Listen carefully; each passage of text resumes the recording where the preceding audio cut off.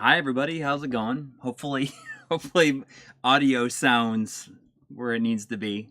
We'll see. I mean, my audio Things has were a been like, little messed up earlier. But yes, they're a little messed up, but I think that it should be okay. You need to let me know if it's too loud, if I'm peaking, if it's like all jacked up in one way or another.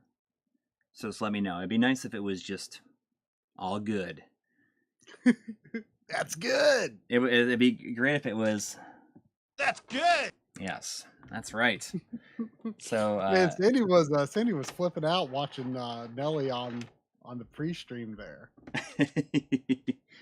Yeah, I mean, you know, Pretty good little video. I figured that I could you can use like a media source in OBS, and I was like, I can just like play a different video, and I think I recorded that last night, so thought that would be a funny thing to put on there.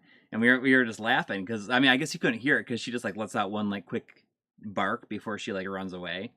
Yeah. But you were just like, when her face goes all the way in that bowl because it's just like completely flat, and and when she drinks that, she's like.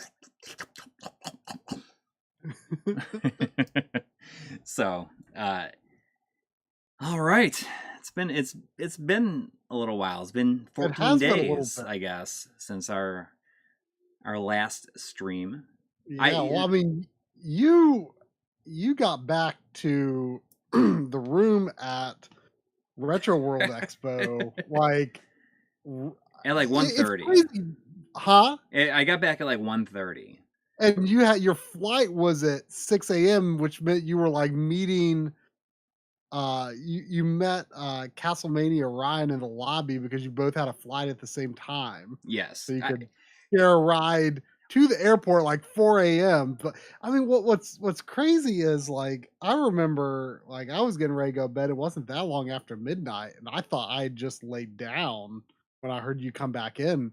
But then people were telling me the next day, like, "Oh man, Coury was down there till like 1:30 a.m. even though he had to go." Yeah. I mean, I was just talking away. I actually lost my voice, like not like sick or anything. Like I lost my voice for a couple days from talking so much. And like you said, I had lost my voice like Saturday basically, but then that wasn't so bad after that. Yeah, although I probably sound a little weakened voice now though, because then on the drive back home Monday, I started to feel sick, and turns out I had my first COVID. You did, and and I haven't heard of anyone else getting it there. I mean, I'm sure someone else had to have, but I haven't heard. I haven't heard of anyone else. Even you. I mean, you were the one that was staying up late every night talking to everyone. Like, yeah, man, I don't know. Like, I've just gotten really lucky, or something's going on. You're like, you must feel like invincible at this point, because I was. You must, yes. I mean, I was trying to, like, when my family had it in like February, like I was like actively trying to get it because I just thought that like if there's a convenient time to get it, it's gonna be. If they're gonna have it, yeah. Like, and like I was like finishing my daughter's food, everything. Like I was just trying to get, I didn't get it. So I mean, maybe that's how you ended up being protected, because you like your body must have encountered it during that time, right? I mean, and maybe you, but an infection clearly never took hold. Right. But your body definitely encountered it. Oh yeah, for sure. But yeah, so I mean, or I just had it and I had no idea. Like another time when nobody else had it. It could like what's weird is like because I started feeling sick like about noontime Monday, like it just doesn't seem possible that it could have been Saturday or Sunday that I would have got it. So it had to have been like Friday or Thursday which is weird because, like, again, like the people we were hanging out with those days, I don't think any of them got sick. I mean, And it's just weird because it seems like I most likely caught it from a lower risk situation than the right. actual convention. Yeah, but But no, you it said you're was like about not. 95% better. Yeah, I'm feeling about 95%. I mean, if I if I like breathe in too much, like I sort of can feel a tickle in my throat. Yeah.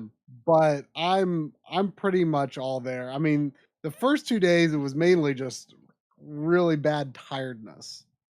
And then I coughed really bad for about 2 days. Mhm. And then had a intense sore throat for a day and then a milder sore throat the next day, which was yesterday.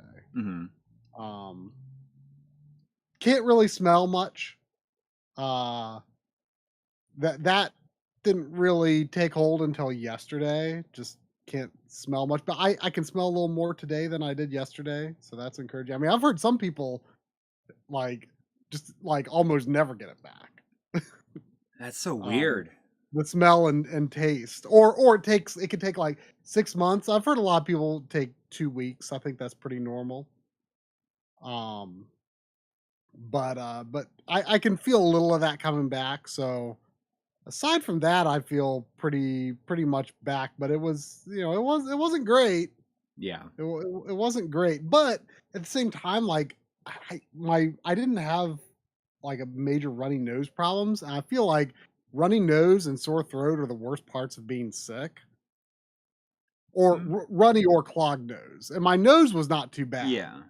through that. So that was one thing. And I thought I dodged a bullet on sore throat, but then it was like the worst sore throat I'd ever had like a couple of days ago. And honestly I don't even know if it could have been completely unrelated. But it probably was because I've heard like canker sores can be caused by viral infections. Right. And I could see it like kind of behind a flap, like toward the back of my mouth. Yeah. It was not great. It was pretty bad. Yeah. But the entire trip was pretty good. Oh Uh yeah. I mean, like, I came home that morning with the intent to stream that night, but around like you know, I guess if I Well, you got to bed at barely one slept. thirty, and then I had to get up at 3:30. It took me a little bit of time to get to sleep. Well, you took a And shower. yeah, and normally I wouldn't have had to leave as early because I have the TSA pre-check like through work. Mm. So that cuts down on a lot of time. Like you don't have to get there nearly as early in that case. But since Ryan was flying out at the same time, like, well, he doesn't have that, and he had Mm. to be there at 4. So it was fine, and I was just like, I was not planning on taking a nap, but then I ended up taking a nap, and I just woke up. I was like, I can't do it. I can't do it. And it's fine. It's fine. It is what it is. But um,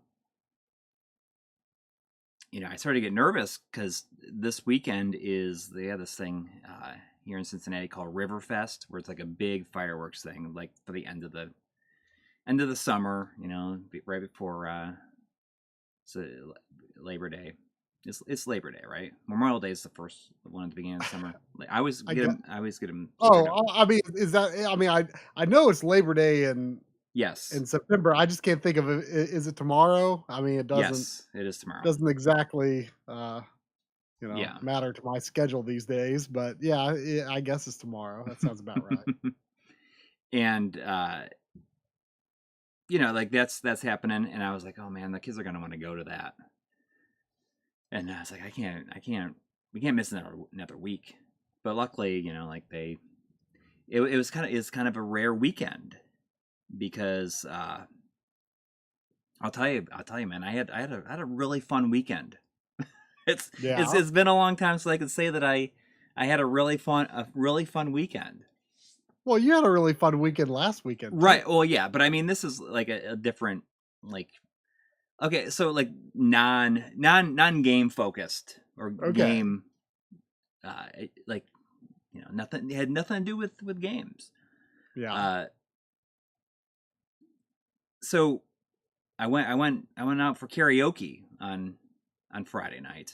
It was a friend's birthday, and these are like friends. So these a lot of our like adult friends here, I guess, are the parents of kids that are like in my kids' class. I thought you were going to say Gorilla Tape employees.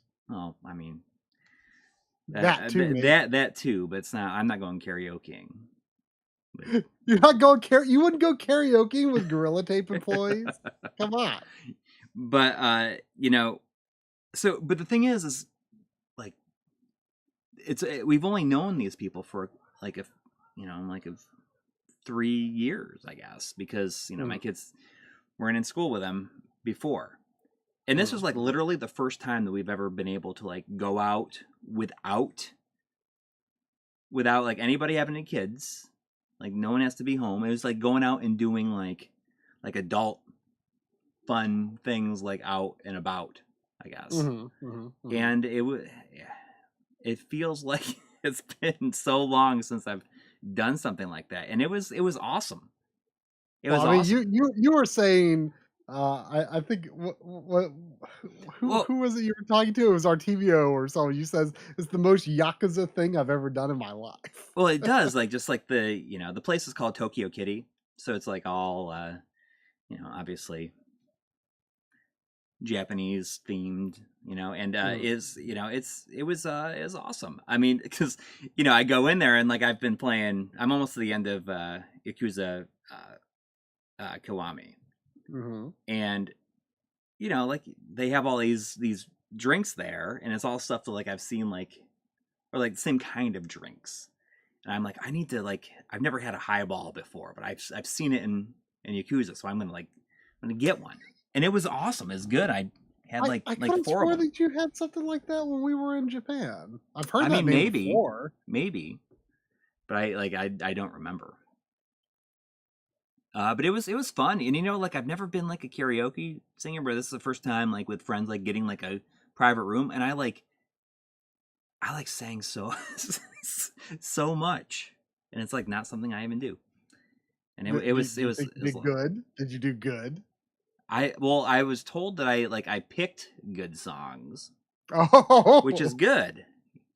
It's like I think I picked some stuff that nobody else was picking, and I'm waiting for I'm not sure if old Seabass Nap is in the chat yet, but he's gonna be coming in here and saying, like, did you guys went to the soccer game, the FC Cincinnati versus Charlotte something, I don't remember what their name was. So obviously like you didn't go. And even if you were going to go, you wouldn't have been able to. But I did go.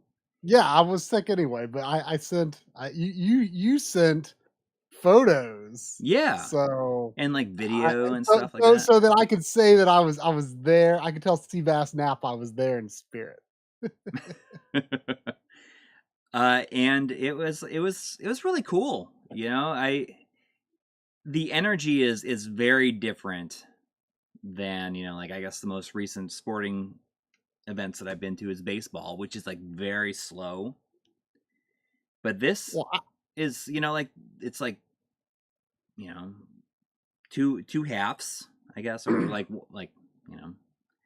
two like not periods, but like 2 halves, and they're like 45 minutes each, and the clock just like runs basically the entire time, and so it's not really that long. I was surprised when you said that since he won 2-0, and I just like had no idea that like it was professional soccer was a low scoring game. Like I know that baseball is generally a low scoring game, right? But soccer, I would have expected a lot more. I didn't know. Oh, yeah. I'm dying. Oh, I'm dying.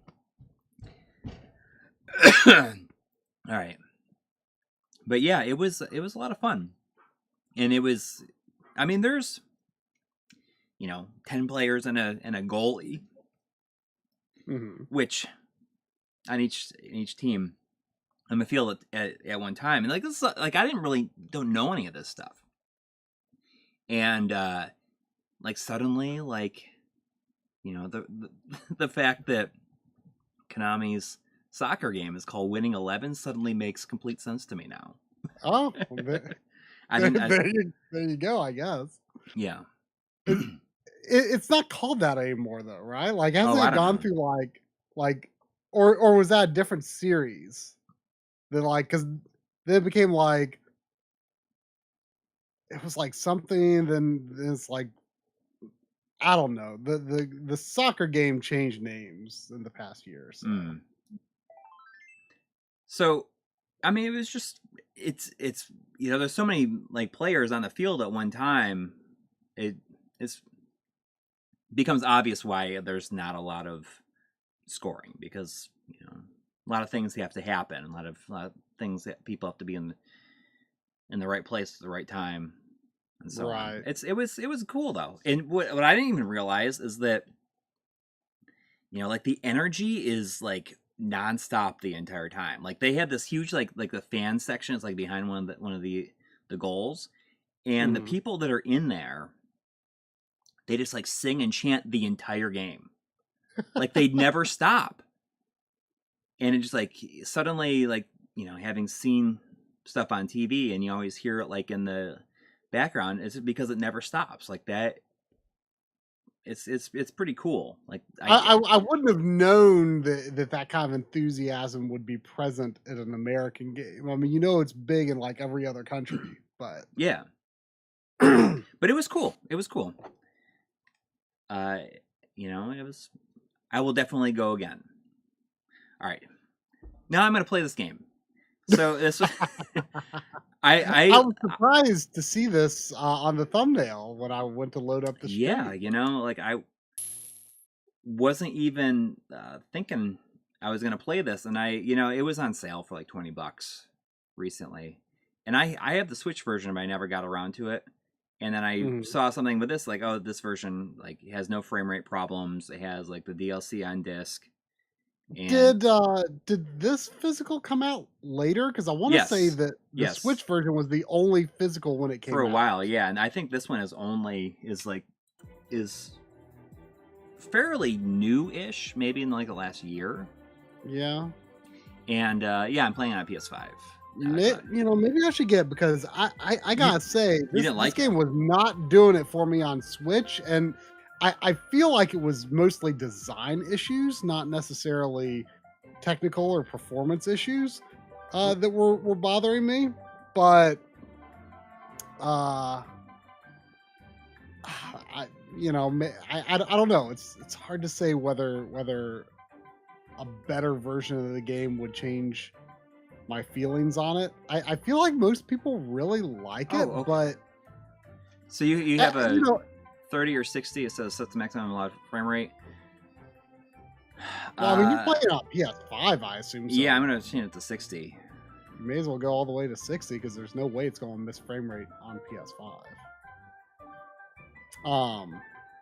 Yeah, it'll be interesting to see. I mean, you know, I don't think certainly you don't have as much of an attachment to the style of game that this purports to be inspired by. Right. Um, you know, it's especially very much like a rareware type inspiration, or you know, maybe even some Ubisoft or something in there of that late '90s era. Um, but it to me, feel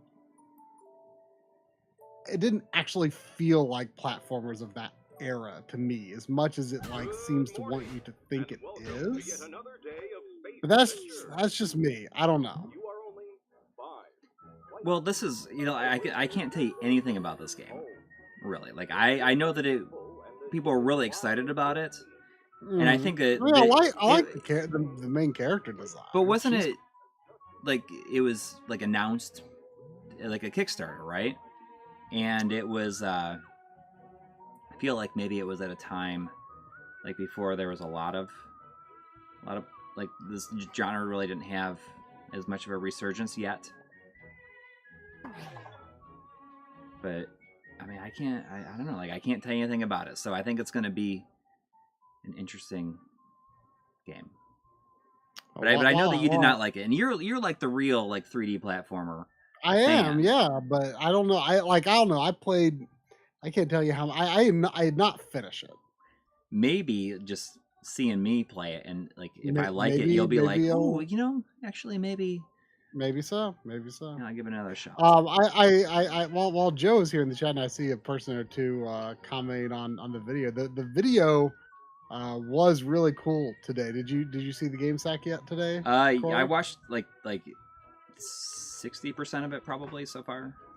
Yeah, I thought it was really cool. I thought its guests added a cool perspective.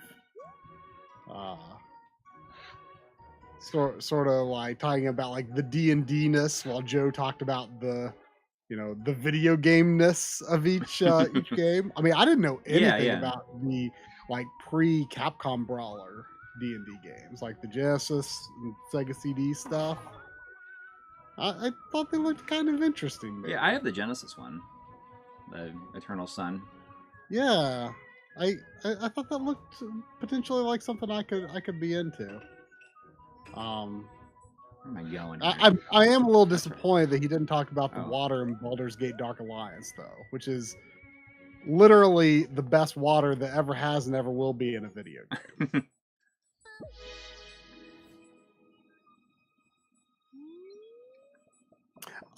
There have been super chats, which I should start to get onto, since we're kind of done chatting it up in the pre-stream or the pre-game, whatever you want to call it. This was actually before the stream started. For the Love of the Game dropped $5. Thank you. Thank you. Say nobody on the internet has to know I am a C-man. I don't know if that's a reference to the Dreamcast game. It's gotta be the same name. And then there was a notification that Zane's dad has been a member for 20 months in a row. Ooh. Thank you. 20. So either of you watch any of Sakurai's videos on creating games? I've really enjoyed them so far. I saw like some screenshots of those videos, but I have not watched. Yeah, well, he just did one about input lag. You should probably check out. I queued it up yesterday. I did not watch it though. Now, for the love of the game, I never said Ape Escape is better than Mario 64, but I would say that it is the closest to Mario 64 of that generation. I'd say it's what I might have said is it's better than all of Rare's platformers on N64. I saw this guy on I would this, never like, hunk of meat. never say it was better than Mario 64. Right. But it comes so close. In terms of the inventiveness and joy of it, it's quite close. It's very, very good. I mean, I would never say it was better than Mario 64. Better than Banjo-Kazooie. Yeah, absolutely. So she has like a little dive, kind of like in Mario Sunshine. Oh yeah. I mean, if people are expecting me to like really know my platformers, just as a heads up, like you're probably gonna be a little disappointed. I mean, surprisingly, like I like them, but I just haven't played a lot of them.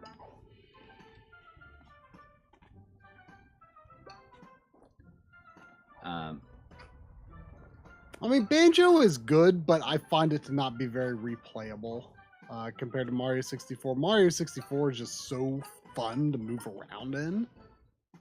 And Banjo-Kazooie like has a good move set, but down there. Don't think I didn't see you stalking me. Us kids should stick together. Not by the way, did you have anything? I didn't even remember there being voices in this. Yeah, I was gonna say, I'm surprised there was no voices at the beginning, and now there is. Tell you what, come up here and I can show you where some of your junk landed. Unless that's like in the sound mix, it's not getting sent through. Like if it's coming through the center channel. I mean, we're only hearing left and right. I can hear your voices. Right. Oh yeah, but I mean, if like up to this point, like maybe for some reason it was only coming out of the center speaker up to this point or something. Who knows? I don't know. Like it's just.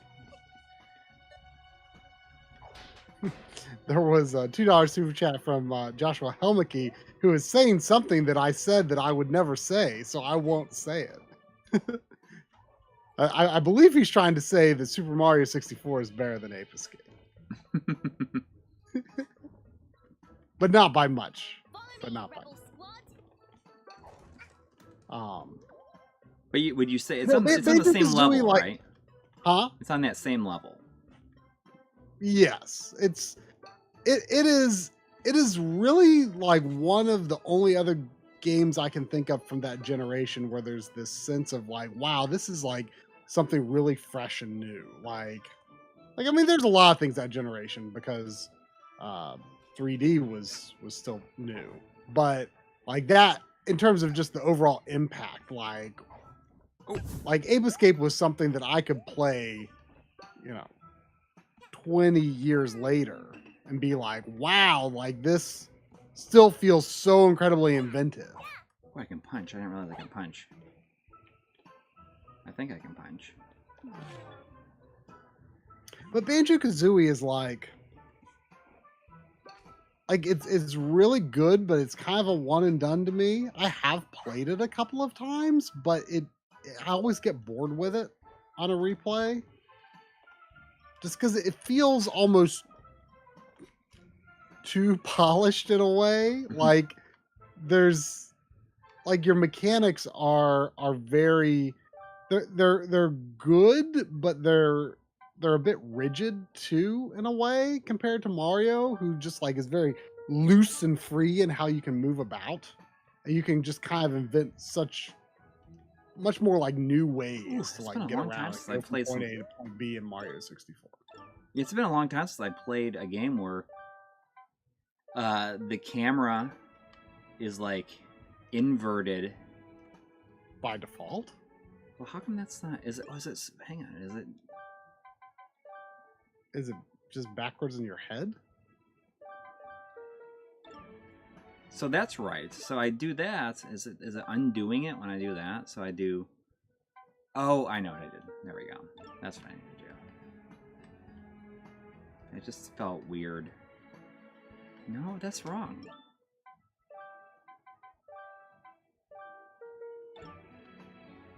Why? So. Does it have something to do with like right here? I feel like, I hit down, it goes down. Is it throwing you off because of like the way the camera? Yeah, it's moves just, in and out, like versus like your line of sight. I guess it's just like it looks like it's moving. Like the actual camera is like moving down but tilting up. Yes, and vice versa. Yeah, which is it's like almost like a crane movement. Yeah, it was throwing me off. Yeah. There was a $20 super chat from EB Chill 2. Thank you very much. Thank you. Saying glad to see you guys are well tonight. Have a great week. Get better trying, Coury. Love your stream. Your stream of thought last weekend on Patreon. You guys are the best. Yeah, I guess we haven't really had a chance to talk about that. Most people seem very positive about that. Yeah. Oh, for sure. For sure. It was, a really positive response to it. I put a thing on Patreon kind of like explaining like the lack of content and how everything has kind of turned into like, it was like an unanticipated hiatus, I guess. Mm-hmm. I mean, there's much more to it than that. Like, just, talking about struggles lately. And but the response was incredibly positive. So I was very happy. And then obviously, like, after with our trip, like, that made me feel like a lot better. It's just like, seeing people. Like, seeing people and talking to people. Oh, is the umbrella like my main weapon? I hope so. I honestly don't remember. Can I get that? Oh, is that my shine get right there? Yep. But yeah, it was just nice to be able to. It felt really good to like, write that out and say. I guess as you said, it must feel good to like say it out loud. I guess, and it did, and I'm feeling like pretty good. I'm not gonna make any promises, but like I feel as though I'm just gonna like really buckle down this weekend. I'm gonna try to finish this video I'm working on by like the end of the week. That'd be great. And I'm just like, Have you had a chance to use the B-roll? See if the B-roll I sent you was any good. Yeah, it's totally good. Yeah, you need to let me know too if you need. You were talking about.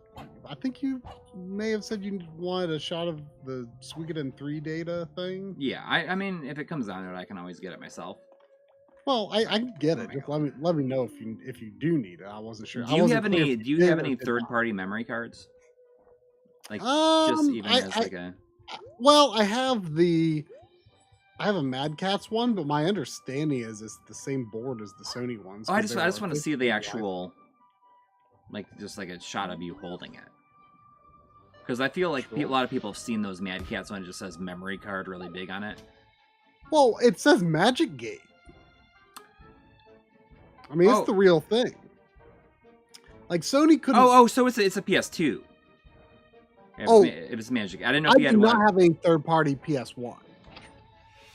Okay. I don't have any third-party PS1, but maybe I'll reach out to. Pro. I'll ask around, see if anybody has one. I almost bought one. They're so cheap. People asking for more dog cam.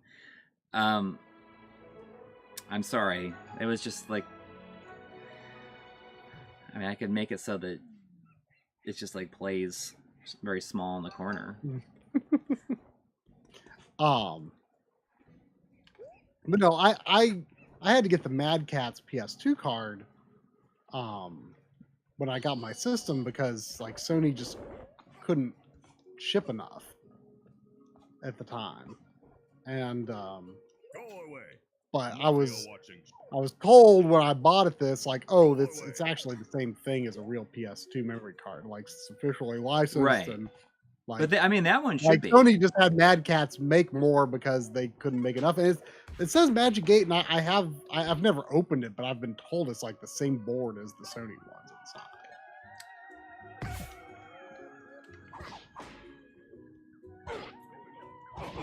I was like, what's going on?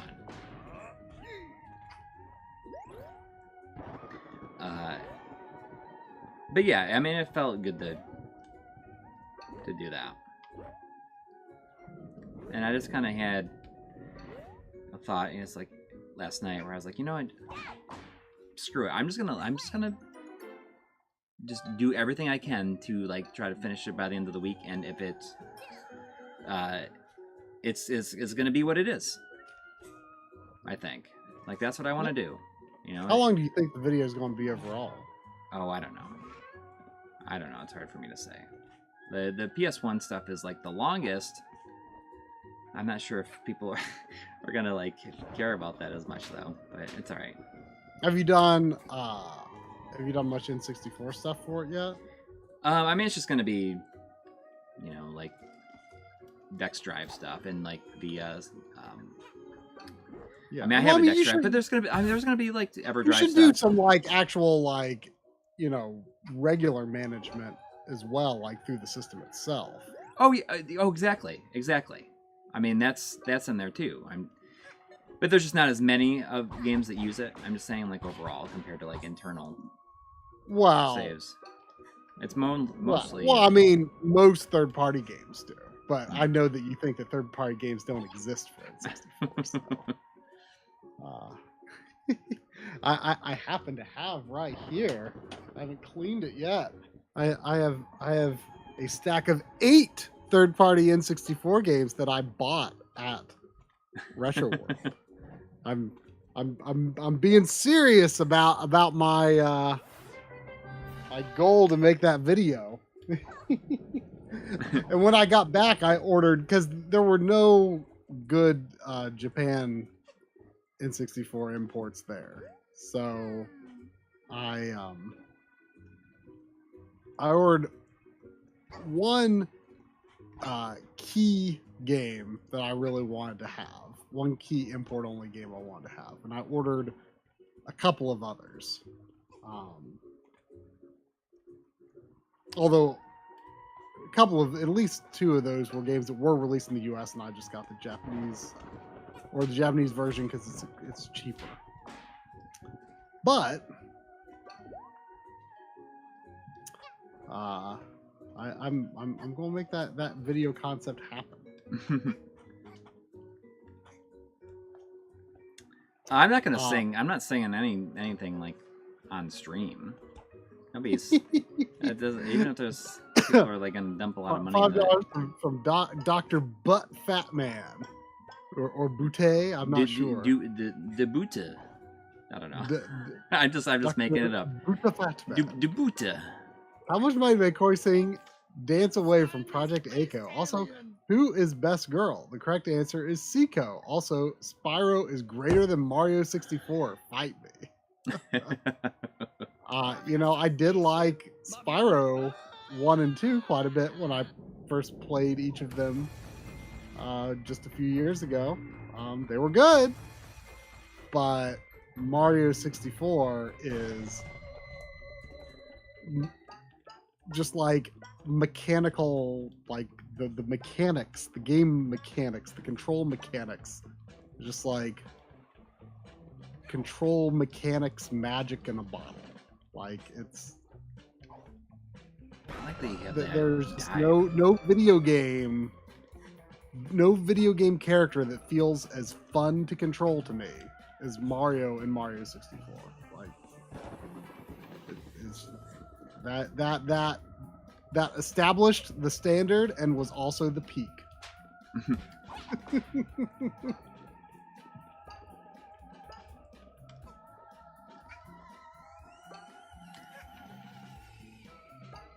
I do like that it has, you can do that dive and double jump out of it. Mm. And I didn't really like Mario Sunshine. Oh, Cade011 noticed that this is a PlayStation 3D TV that the frame is based on, with the speakers cut off because they took up too much space. But that is what the photograph was, yes. Can I make this jump? Yeah. I just heard the thunder in this game and thought it was actually coming in from outside. I've been fooled by that a bit lately with some games with surround sound. Look at this, that hunk of meat, man. It's like I saw it on the title screen. It's lovingly crafted. I feel like it just. I don't know. There's something about the textures on it. Right now? No, it does. I don't know. It doesn't look appetizing. It just. It's lovingly crafted but unappetizing. Yeah, I mean, it just. I can't explain it. It seems like there's a lot of effort put into it. What am I doing here?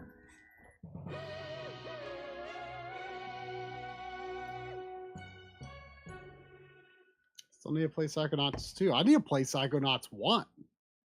But Yeah. I did order that who even was it that had it? The Psychonauts 2 physical?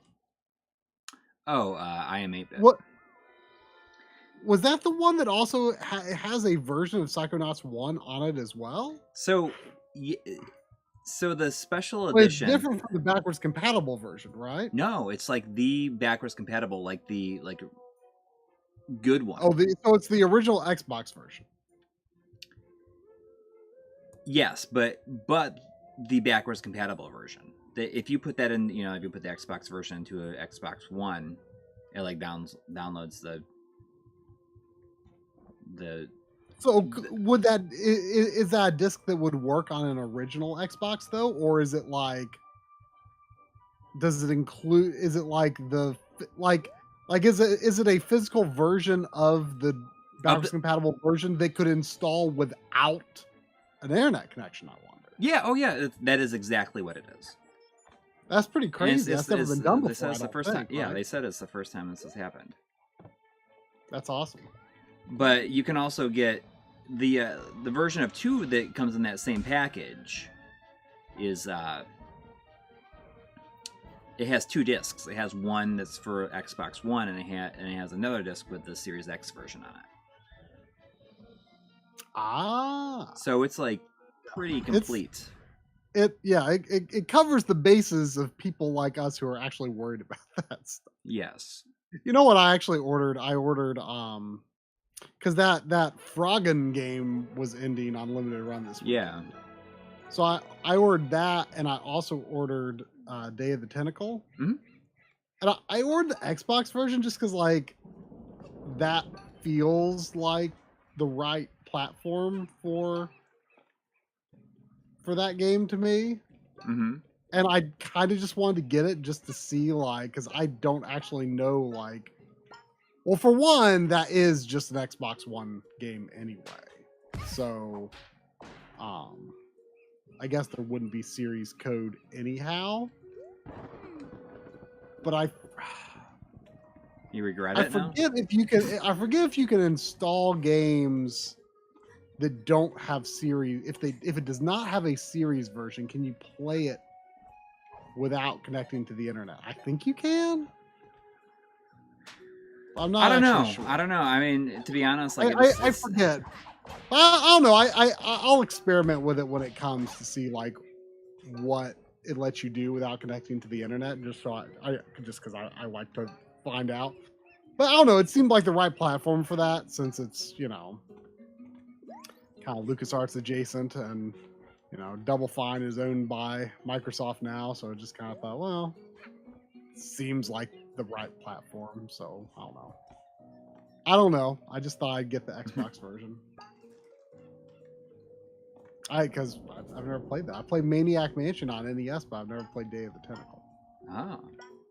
I mean, I only played a little bit too. What are you doing? That's all you got. I mean, I really like the LucasArts adventures that I have played. Yeah. You have Grim Fandango, don't you? Yeah. I like the ones I've played, but I didn't play any of them back in the day, so my experience is not especially robust with them.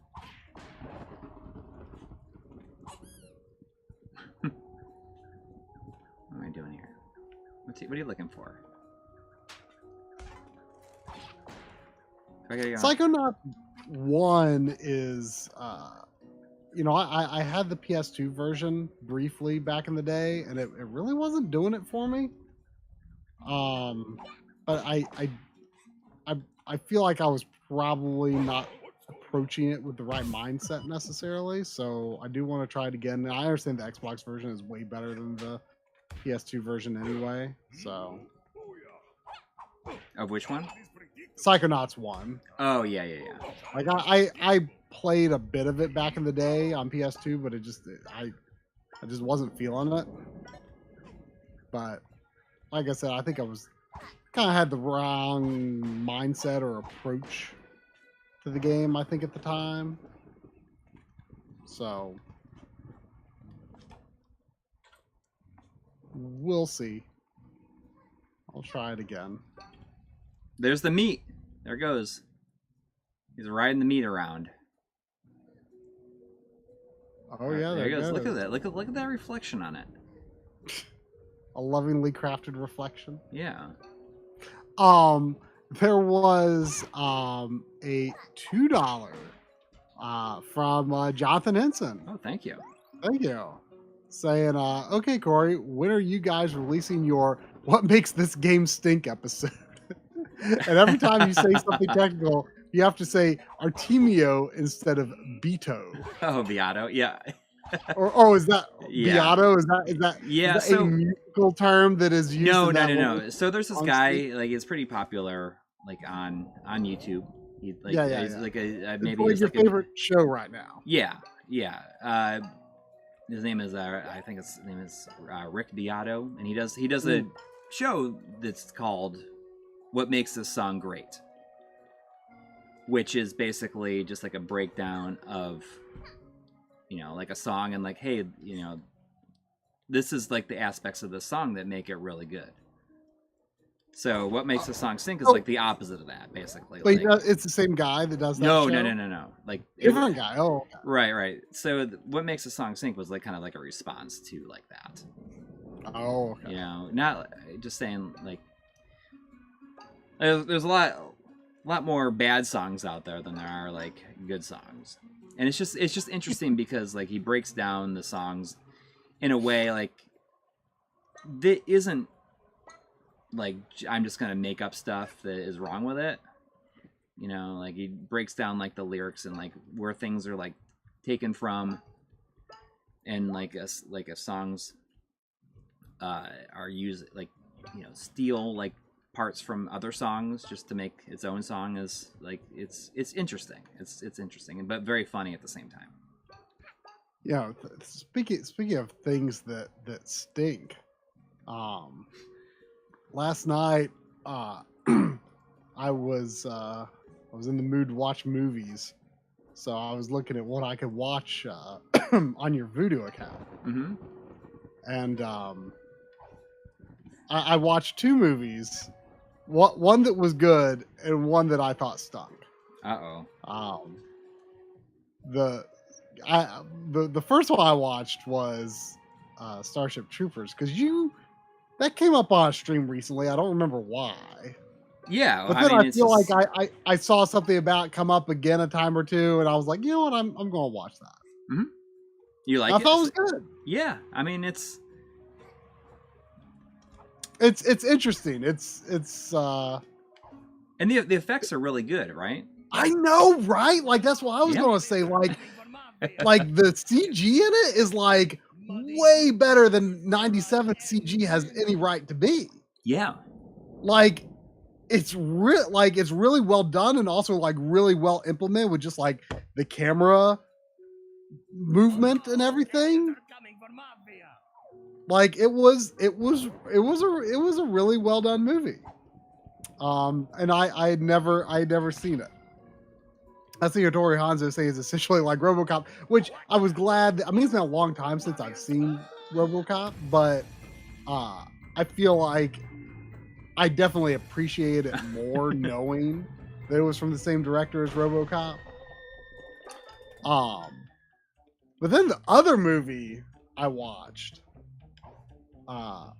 was, and I partially chose it just because I was like, oh, let's stick with the theme of 1997 sci-fi. I watched The Fifth Element, which I don't know if this is like an unpopular opinion or not, but I thought it was like one of the dumbest things I ever saw in my life. It is such a and that movie totally so weird. Well, yeah, I mean it's and like it's very French.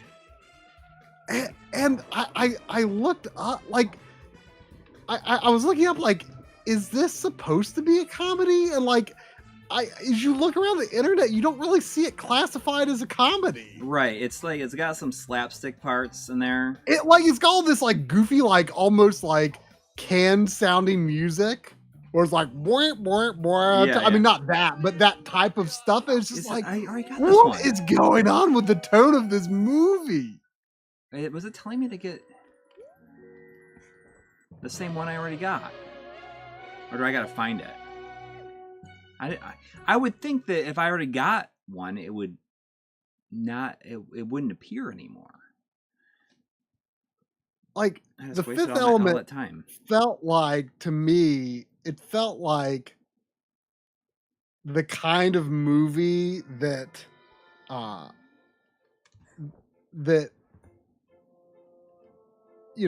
people in high school or college would make, and they would like make it kind of goofy and have like a lot of inside jokes and stuff because like they didn't know how to make it good, so just make it goofy and silly. But like it always felt like I was not in on the joke. You know what I mean? Yeah. Like it was like it felt like it was trying to be funny, which I was not expecting. And when I finally started being like, "Wait, is this supposed to be funny?" But then I was like, "But it's not funny." Like there's like I remember when I first saw it, I was like, there's a lot of like really dumb jokes in this movie, like forced dumb jokes. It's not even like jokes so much as it just is like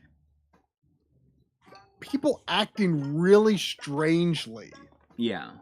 And like for the situation, like the priest guy played by Ian Holm is like he's just like all the time just like right around just like oh my gosh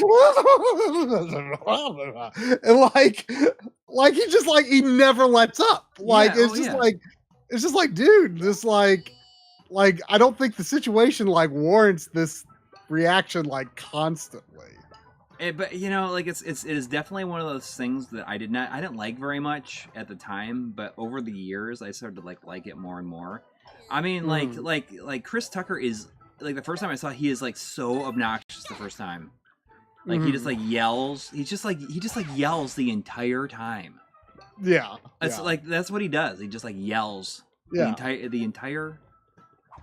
he's like in the movie. I will say that his even though like he always says Corbin, my man. That's what he says. He says, Corbin, my man. I mean, I thought his performance was impressive though. Like he was just like on, like nonstop. Like every moment he was on camera was just like he was giving it like 300% basically, right? Yeah. But it was still like kind of obnoxious and just like I was just like I do not understand the point of this. I just don't get it. But I mean he did a good job with what he was supposed to do. But it was bizarre. Yeah. It's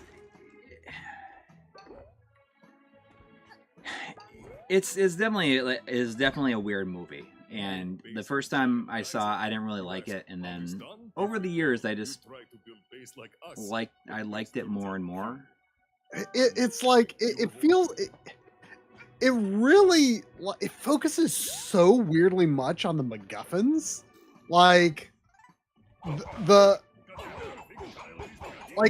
just seems like it is putting so much into assuming that the MacGuffins are interesting and that you are interested in them, the characters getting them, and like where they are and what they got to do to get them and stuff.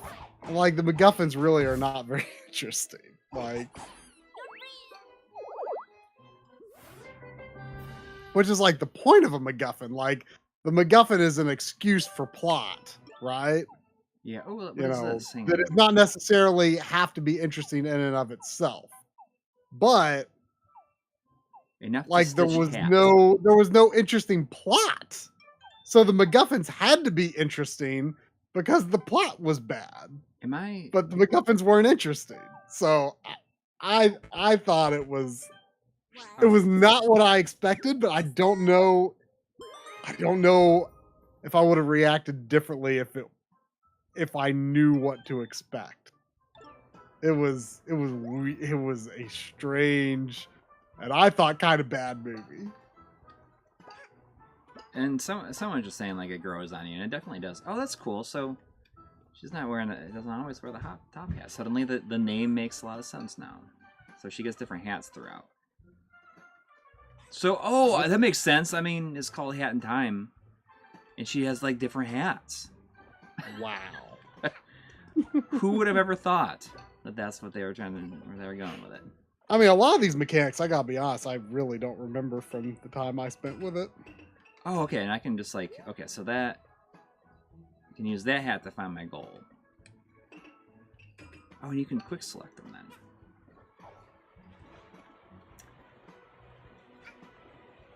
See, MC says Fifth Element is a classic, deliberately French, very creative, definitely infinitely quotable. See, the thing is, like, I have read a little bit about how French it is, like after I watched it, and the thing is, like, why didn't they just make a French movie? Like, why is it like have all of these like American actors in it? Like, because they were trying to make a French style movie for an American audience, I guess, but well, the director is French.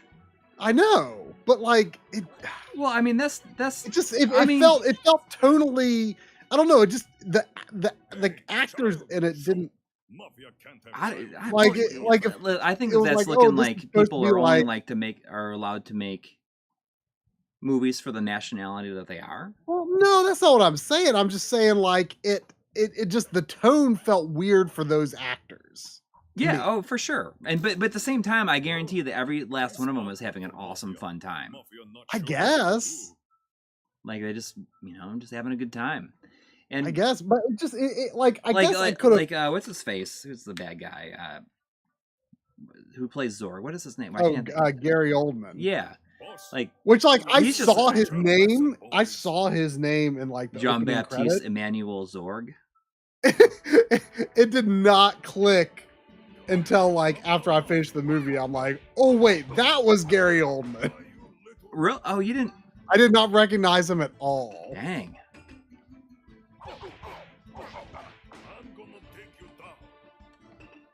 It was the lack of a mustache, I think, that got me.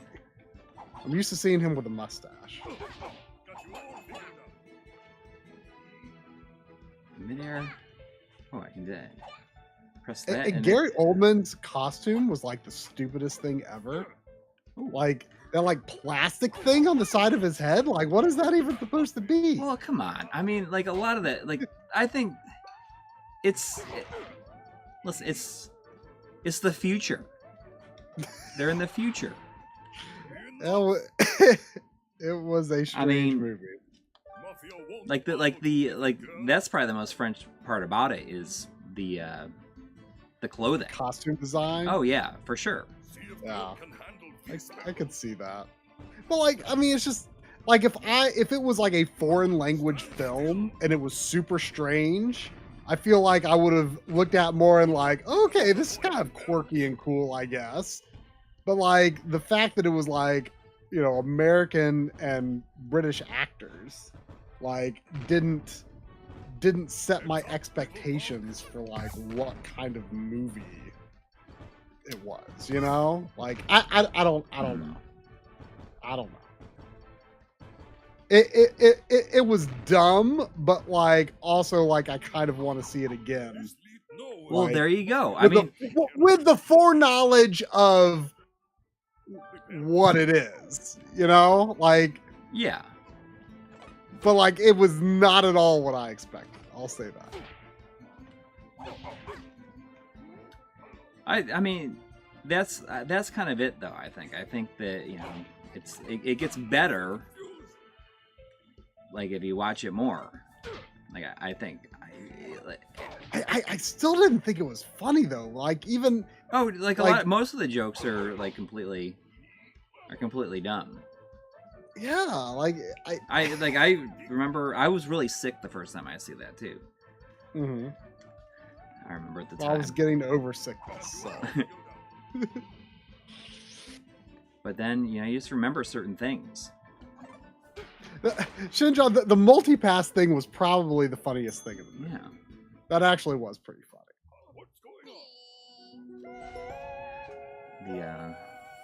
Yeah. She was just flashing that very confidently, like multipass. Yeah. I mean, there's stuff about it though. I think that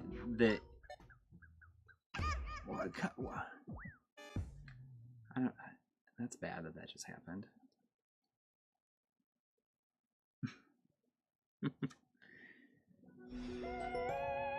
I need to catch up on super chats. There was with no comment, but just $1 from Warren Hokie. Thank you. Thank you. Is all. There was also £2 from JL Ooh. saying Lord of the Rings, anyone? Which I don't know if saying that because I mentioned Ian Holm or No, because I guess there's like the Amazon thing, right? yeah. Do you have Amazon? No, I have not. I know nothing about it. I know nothing about it. I mean, I don't really know too much whether either. I care. I know that it costs not, $60 or million what. per episode, apparently. Wow, that's sounds like a lot of money. What a bunch of Like the losers. original trilogy costs as much as like 3 episodes, What? or something like. Was it like the original trilogy was like That- what? Like just under 200 million or something like that.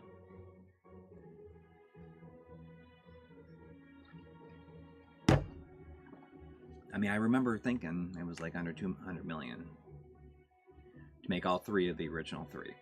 But you know, it's really interesting because I know that Peter Jackson isn't involved, but they got a lot of the same people, like a lot of the same like Hey, you're all Like right. crew members? crew members. Do you Yeah, have a name? and I don't really know if like how extensive that is, but it's clearly, you know, trying to No? have the same You look and shush? feel That's cool. as You're a the let's talk movies. or fighting kind of girl, I take You know what I it. mean? So it's not like a different take. It's like clearly supposed Are to you collecting them? Because be I a know part where of there's that more of same series, which I think is actually kind of cool, even though They've it's been raining completely. for the I sky mean, ever since you arrived. I've you know, seen the goons bring Peter them to Jackson's their not headquarters way involved in, up like, there. I guess after the Hobbit, but then After again, the Hobbit, he certainly does not need to be involved. but he could. I think a lot of the Hobbit is just because of he was like forced to do a lot of stuff. You with me, Yeah. buddy? I mean, Yeah. that doesn't change the fact that, you know, he He made an incredible original trilogy for sure. right. But, I mean, like like, it's clearly It's like really like, weird what happened to him between. Like, Well, what it's- happened? it was just, you know, I think of it a lot like where like It was George overwrought. like George Lucas, where, you know, I'm just gonna make everything CG, you know, just because. But I wonder how much of that is because they had no time to do it in any other way. Because wasn't he like hired as a director like months before they started shooting? I don't know exactly the timing. Like of it was supposed to be Guillermo del Toro that was doing it. Well, yeah, He but was going to direct it. He left like a year or more before shooting. I think. Let's do it. I'm psyched. I think they're probably looking for someone else, and he's like, "Fine, I'll do it." There was $2 super chat from Let's go EB over Chill the too. plan. Thank you. All Saying assaults Try need needs to good watch plan. Valerian to keep the edge. First we Yeah. I have heard that name, but I don't know anything It's about like it. Villian, the City of 1,000 something. Can't remember what it is. No, wait. I've only seen it Trembling once. is too kind. There was also Joshua Helmke with $5 super chat. Thank you. Thank you. Saying this is the beginning of Coury and Marc's friendship. It all started with the fifth element. I don't know if he meant to say the beginning of the end, maybe. I mean, I didn't like Fifth Element first time I saw it either. So, Then So we it sell sounds like we're And- on the same page. and In probably, terms of number of times the movie has been watched. I mean, I probably will only watch it a second time because in the early days of DVD, it was just that was like one of the ones that was like really good, you know, like that was like that looked really good. There was also a $10 super chat from Dad1153. Thank you. Make it through there, Mafia HQ. Thank you. Saying my US title Egret Mini Egret 2 Mini excuse me, from Strictly Limited just arrived from Germany. Got delayed to fix the voltage irregularity thing. Love it, and it's all your live unboxing stream's fault. Grr. You know, Once we find before going to the Retro Mafia World, boss, the rest of I your stopped by life Bob's house, We've got to get you where there were a geared lot up of cool people hanging out and working on a candy cab that he had just gotten in. And I think it might have been, it might have been Egret. It wasn't in Astro City. I mean, I thought it looked like an Astro City, but I didn't look too closely at I it. think it was. It might have been Egret. But what was cool about it was, and this might be common on all candy cabs for all I know, or many of them.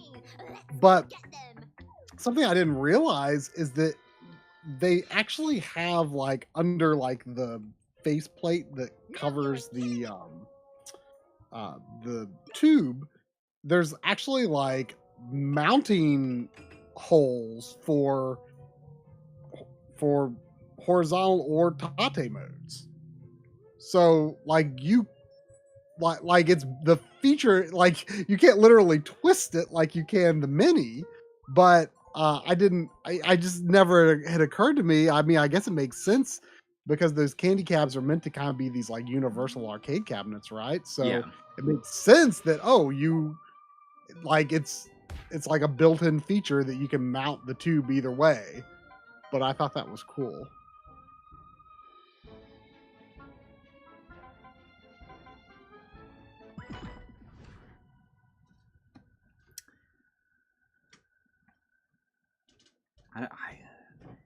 I barely know what I'm doing here. Like I'm only half paying attention to the story.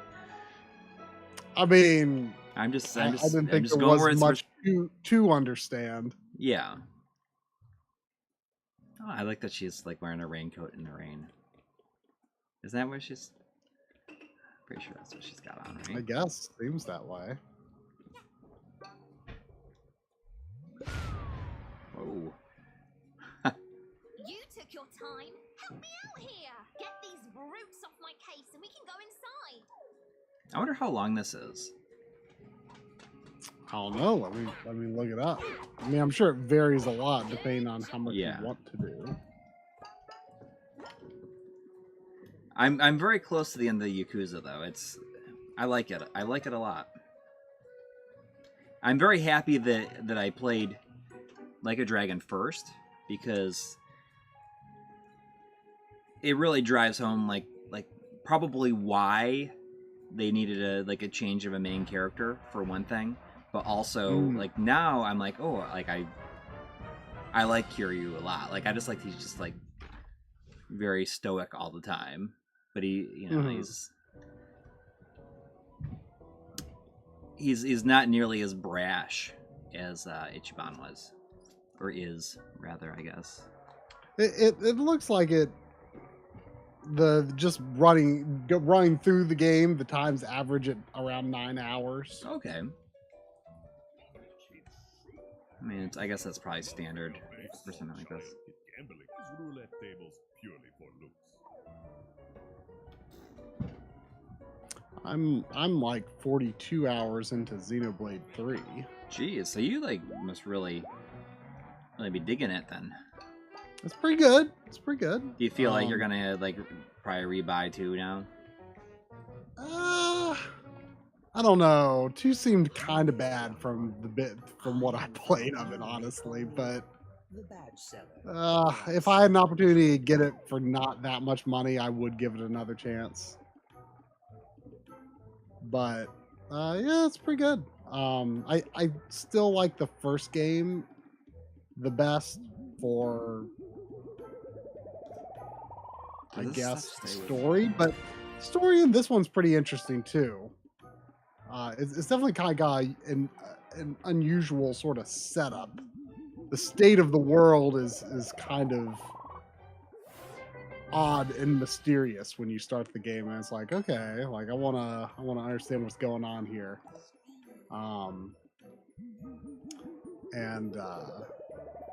But I like, I think, the combat of the first game, and especially Xenoblade X the best. I think those games have the best gameplay, but the combat is a lot better than Xenoblade 2 for sure, though.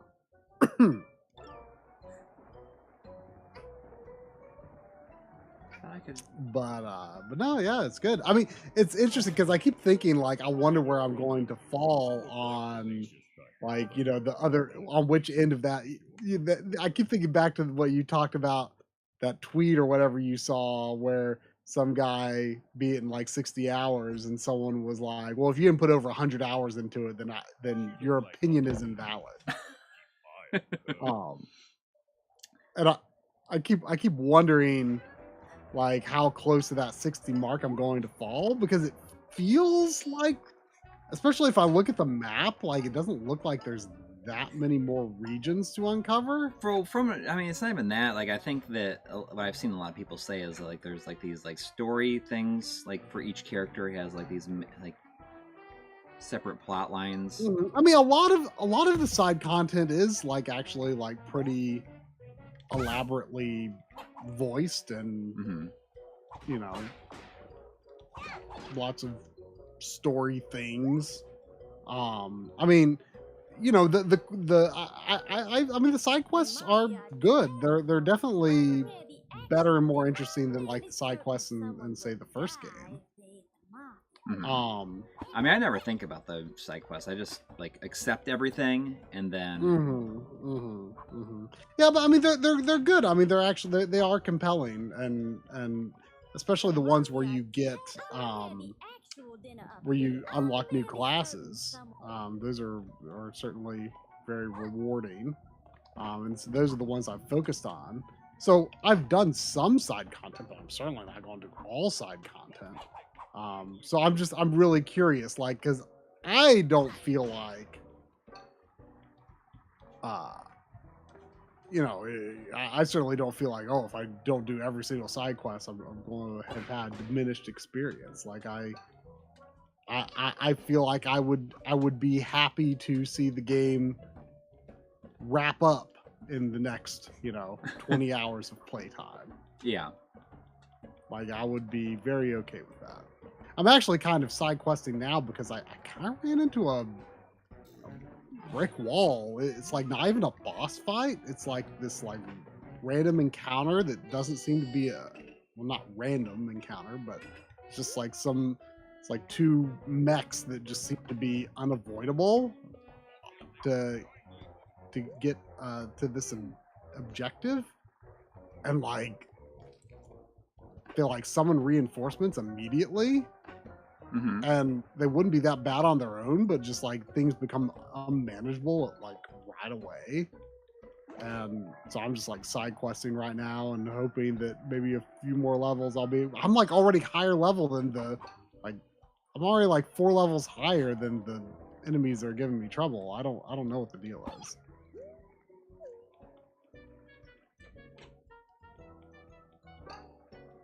Yeah, I mean, I don't know. Like I just. Who even knows when I'll play it? Huh? Dr. Butt Fat Man says any game longer than 20 hours is too long, which I mean, fair. Yeah. I mean, I don't necessarily believe that to be the case, completely across the board, but I do appreciate, games not taking too long these days. But there's definitely a place for length in games. Sometimes the sheer length of a game is part of what makes you feel so attached to it, right? Yeah. You feel very attached to the world and very attached to the characters because you've spent so much time with them. That's something that movies can't really do, that games can do, is just that sort of fondness by association and familiarity and exposure to it.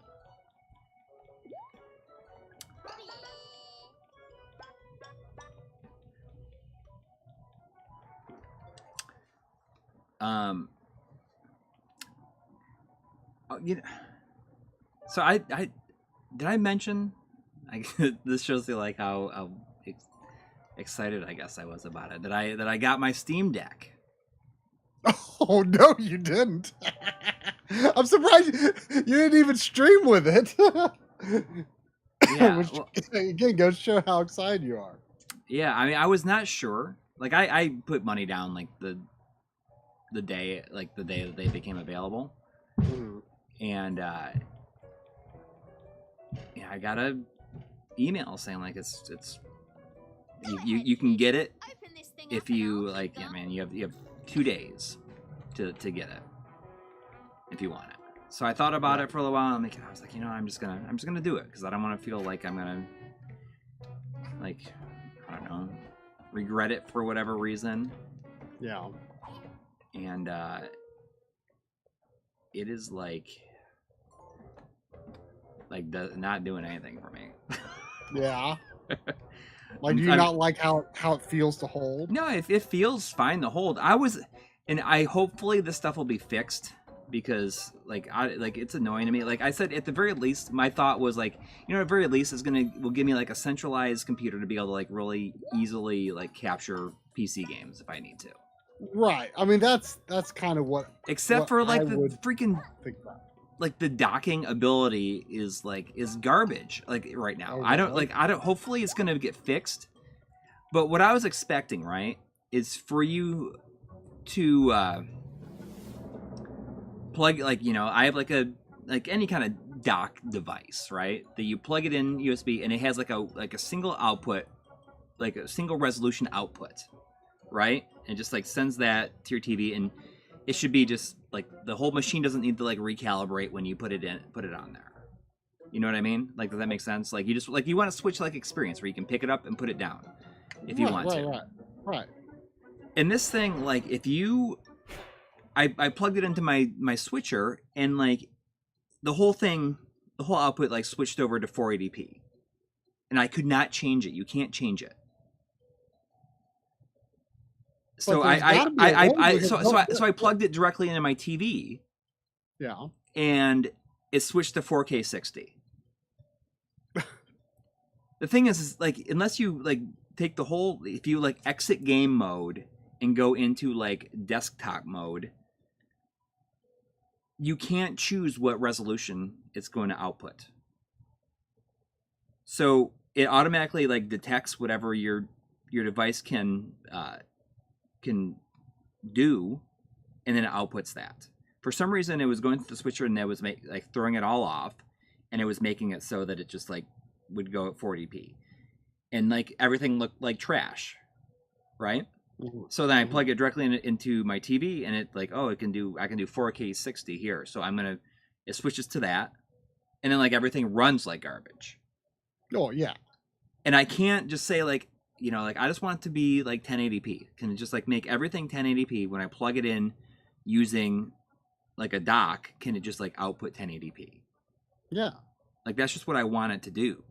But you can't you can't choose that unless you go into, if you switch it over to desktop mode, and then when you plug in a dock, that shows up as a second monitor. And you can set that second monitor to 1080p if you want to. But then you got to like navigate like in a Windows type desktop. Like I guess you could like boot up like full screen mode, but I just want to play it in game mode. Yeah. And like I just didn't I just didn't want to have like what I was anticipating. Like I know you can do a lot with it if you want to like get into like like tweaking and like just doing stuff with it. But what I was hoping for is like maybe it would just make it more of a almost kind of consoleized experience. That device. That's what I would want it for. Like right. I would like even if it's a little weak. Like I just like the idea because like I mean let's face it, it's not like I'm playing like high power PC games. It's not like I'm playing PC games at all, but considering I'm not even buying Steam games, yeah, I don't have the latest and greatest stuff on Steam anyway. But I like the idea that like, here is a desktop that's kind of this fixed platform that I could capture stuff with, and right, like that's what appeals to me about it. But on some of Richard's Spider-Man PC coverage, he did like a Steam Deck comparison against this other thing that I think is in like a crowdfunding phase called the Aya Neo. Oh yeah, you know what? So that's the thing. Like they actually like Aya Neo, like they sent us a DM on Twitter, And then, Oh, really? And I was like, I wasn't even thinking anything about it. And I saw that like MVG did a video on it. Yeah. I'm like, oh, it looks pretty cool. So I like went to the page, and this was like right after I got like earlier this week, like after I kind of like got a chance to mess around with the Steam Deck, and I'm like thinking, like, I wonder if this thing it runs Windows 11. It runs on Windows 11. And I'm like, I was like, I wonder if this would be something that is like how would this would compare? You know what I mean? Right. So Yeah, I responded to him. I said, like, I can't promise that I'm gonna like I would be able to do like a video on this, but it's like something that like I mean, if you want to send it, like we'll try to fit it in where like in places where it would make sense. And they're like, okay. so it's like it should be here like any day. Oh, really? So they are. Well, that's cool. That's interesting because I was really hoping. I don't know if I'm hoping Richard will do like a full review on it because I was looking. I'm like, oh, this seems kind of cool. Like it seems like it might overall be less powerful than Steam Deck. I'm unclear. I guess. I guess it doesn't have some of the cool trickery that Steam Deck probably has that like helps it run things pretty smoothly. But like it has an OLED screen. Like it looks like it might be more portable too. I thought it looked pretty cool. Yeah, I'm surprised it has like an OLED screen. Yeah, it's like it looks. It seems like it's going to be interesting. Yeah. Like if it's that's cool. That's actually kind of exciting to me because like that we're going to get one. Yeah. Yeah. So I mean, like.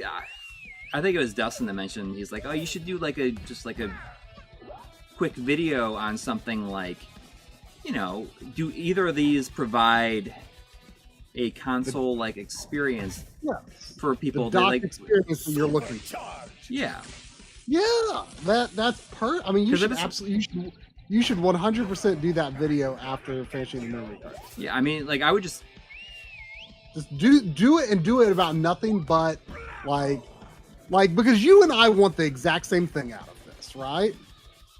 And probably other people do too. And, it's obviously not the focus of these devices. Right. It's kind of like, it's like, what is the Switch to me? The Switch to me is a console. Yes, exactly.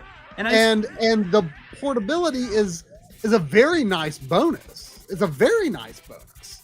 But I kind of just like the idea of this, like, sort of fixed platform for PC stuff. And that's exactly what I was hoping for. It's, I see someone saying, I saw like, Steam Deck is probably the ultimate like handheld emulation machine.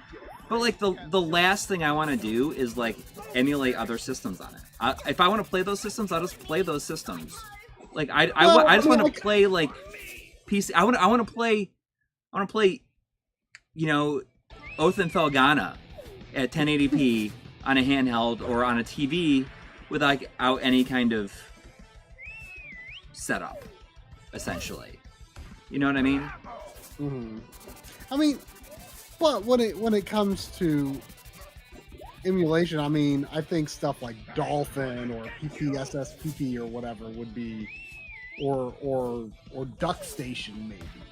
Would be like really interesting. It's fun to experiment, but there's like 0% chance of like me specifically, taking that other like I'm gonna play my PS1 games on this. No, I guess there's like no chance I'm gonna do that. That's not what I would do. But a lot of people would. But I guess I do see like 3D console emulation as being perhaps the most interesting possibility there in terms of like, what would be interesting to see right on this thing. I think 3D consoles would be more interesting than the Super Nintendo. Yeah. And I'm sure there's a lot of people that disagree with me, and we are.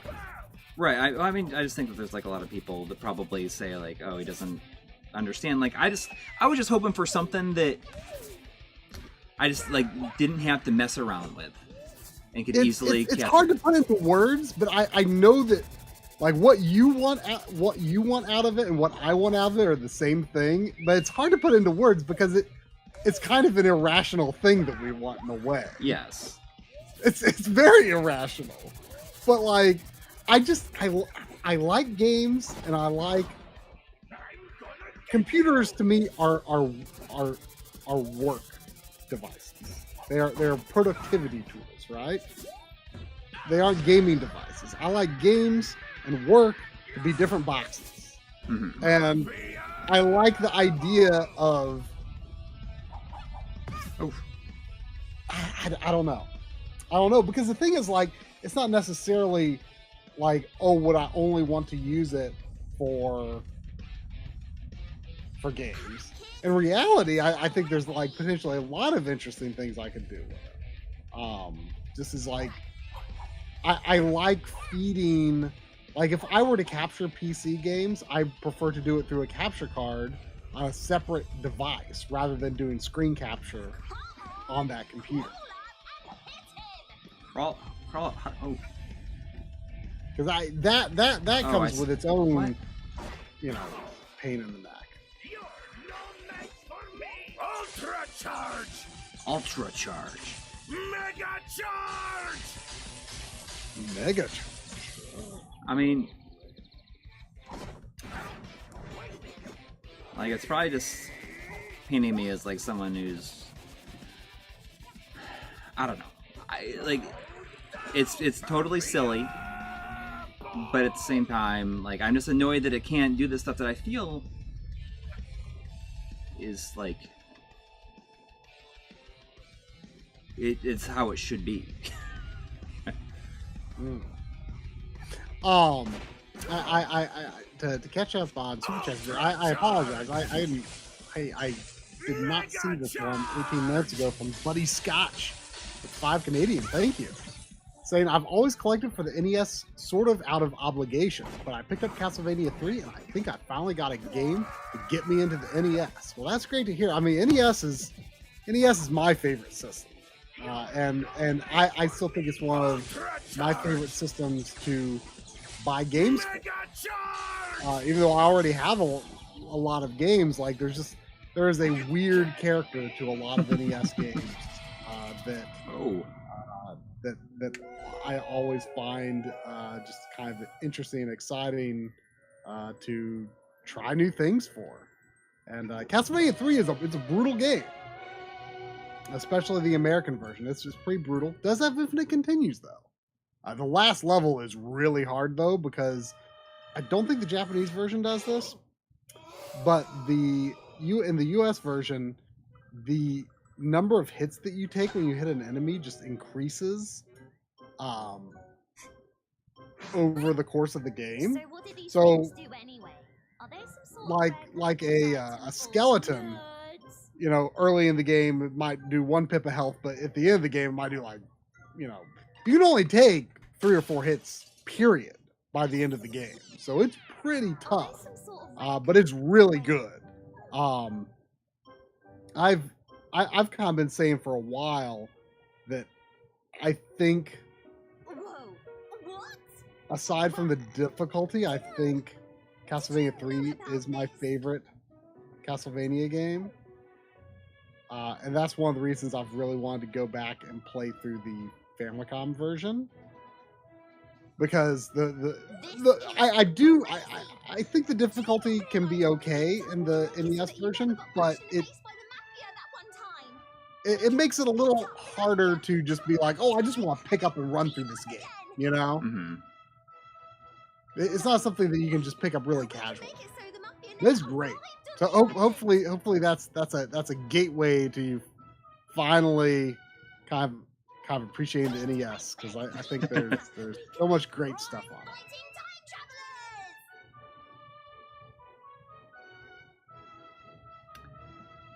I mean, Vanessa, I'm saying that you know, Steam gaming isn't what it was in the state it was in the 90s. Steam and Nvidia do everything for you now, and that's true. That's true, except for it's like my real problems with it isn't that it doesn't have anything to do with the way it's like playing the games that are approved for it or that are like running the best. But hopefully it's something that gets fixed. Like, I mean, can you just make it so that it's If you're not gonna you know, use them to fight 1080p 60. then Like just I say will. run everything 1080p 60. Yeah. Or 1080p I'm not 30. gonna let this Yeah. island remain as Mafia Town. I'll collect all the timepieces for there's myself. Seabass. You have my word on it. Seabass, I Oh. went. I went and it was fun. It was cool. You know, I talked about it quite a bit at the beginning of the stream about how. Hang on. Before you get into that, I want to be sure that we don't skip over the $5 super chat from Elk Plays and Paints. All right. Just saying, thanks for talking with me at Retro World Expo. I'm twice as motivated to one day return to YouTube after you and the other guests remembered me despite my inactivity. Oh, no problem at all. Always happy to hang out and chat a bit. You know, like I had a glad moment, to do like I was like really embarrassed that when we first met Tito from Macho Nacho. Like you apparently told me this, but I did not remember it. That like we had met him like 6 years ago at MagFest. Well, and he took a picture with us. He's like, yeah, remember we? He's like, we met at. Well, he sent me the picture when we first chatted once I for saw that the picture. Game Boy episode. He's like, by the way, we actually met. And he's like, so show me the picture. I'm like, oh my gosh. And like, you know, now he's like just like cranking out like content like so fast. Yep. He's doing a good job. Is there anything else before I? Well, you can go. Well, there's now one from Buddy Scotch, but since we're going in order, you can spill the beans to see Vast Nap on your soccer story. I did point out that I just want you to see this, that Coury did send me pictures in Discord while he was there, and even a video clip of this like cool like effect. It's not going to come across there, but there was like a cool like line effect with the lights moving down the field. Well, hang on. I wonder if I can do this. So, just so you know, Coury tried to make me feel like I was there. Oh, this works here. Hang on. But yeah, I need to flip Coury it. said it was cool. I commented that I was shocked. You know, he said that since he won 2-0, and I was shocked that you've got upside down video. Well, it's like the pension, like what is it? Whatever it is, like the thing that it records. Sometimes it records upside down.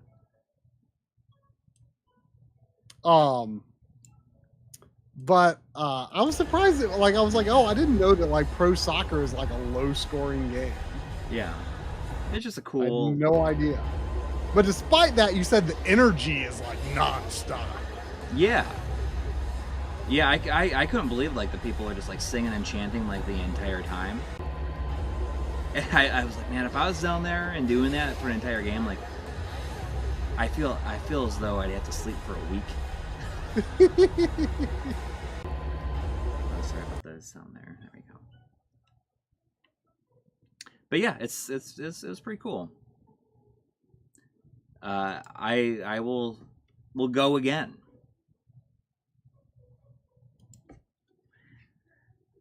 And also I bought a shirt, and it's too big. You know, shirt sizes are such a weird thing. You know, like I go back and forth between like a large and XL, and I felt like a XL would be appropriate, like seeing it on the rack, and then I like tried it on, and it's like gigantic on me. Hopefully it'll shrink once I wash it, but You just grow into it.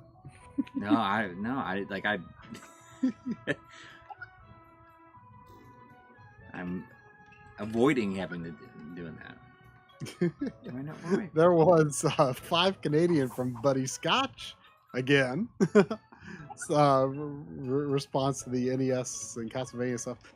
My initial impressions of the NES was that it borrowed a lot of traits from quarter munching arcade cabs, which I want to work past that perspective. So yeah, see, to me, NES was where, like early NES, yes, where it was like the black box games.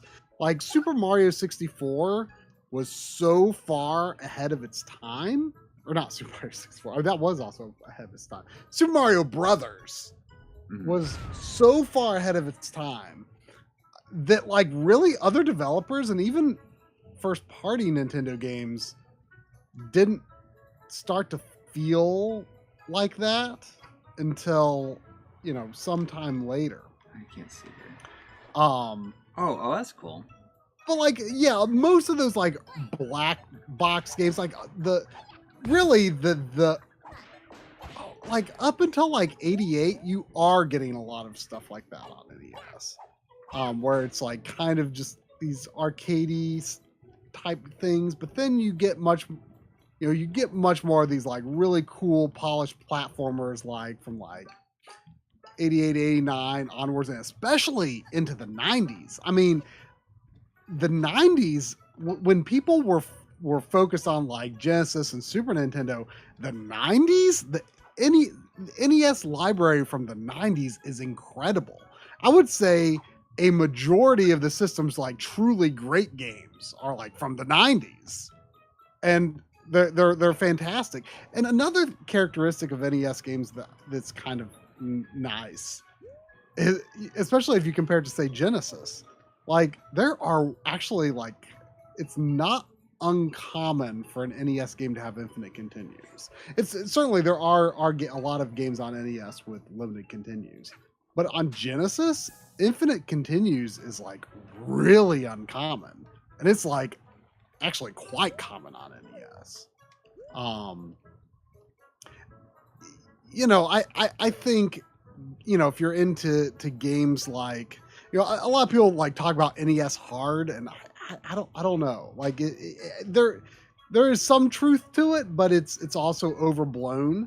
I mean, if you're into stuff like, you know, Souls games, then like stuff like Contra and Castlevania are like nothing. And Ninja Gaiden, I mean, those games are I think that kind of stuff is a big part of the inspiration behind Souls.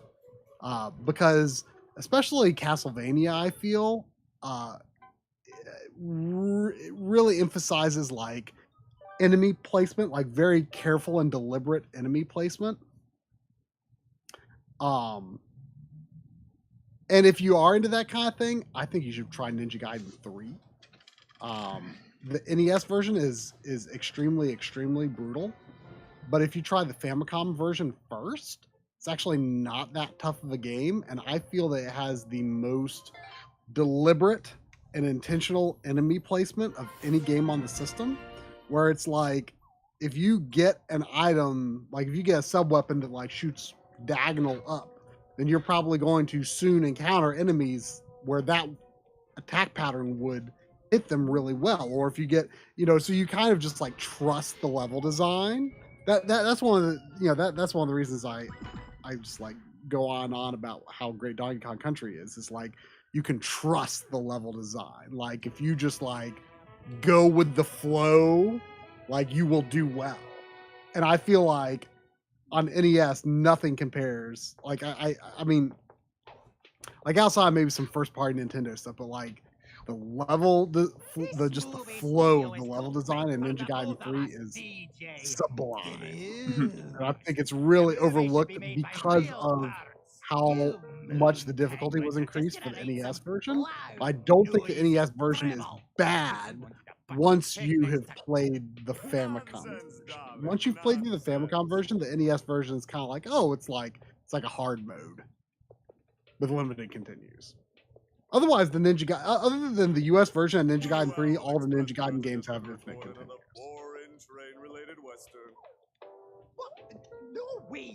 Definitely check out some more of those 90s era NES games. These shiny things fell from the sky. They will light our movie sets and fill them. You know what I think is the the control wise with the Steam Deck, the surprised me the most. I thought was kind of neat.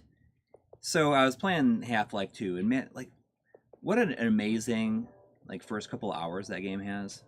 Oh, I mean, But the entire game, honestly. so it Like- has gyro aiming, and the Oh, way you activate the gyro is there must be Mhm. some sort of sensor underneath of the analog stick, because all you need to do is like lay your finger on the analog stick, and then you can move.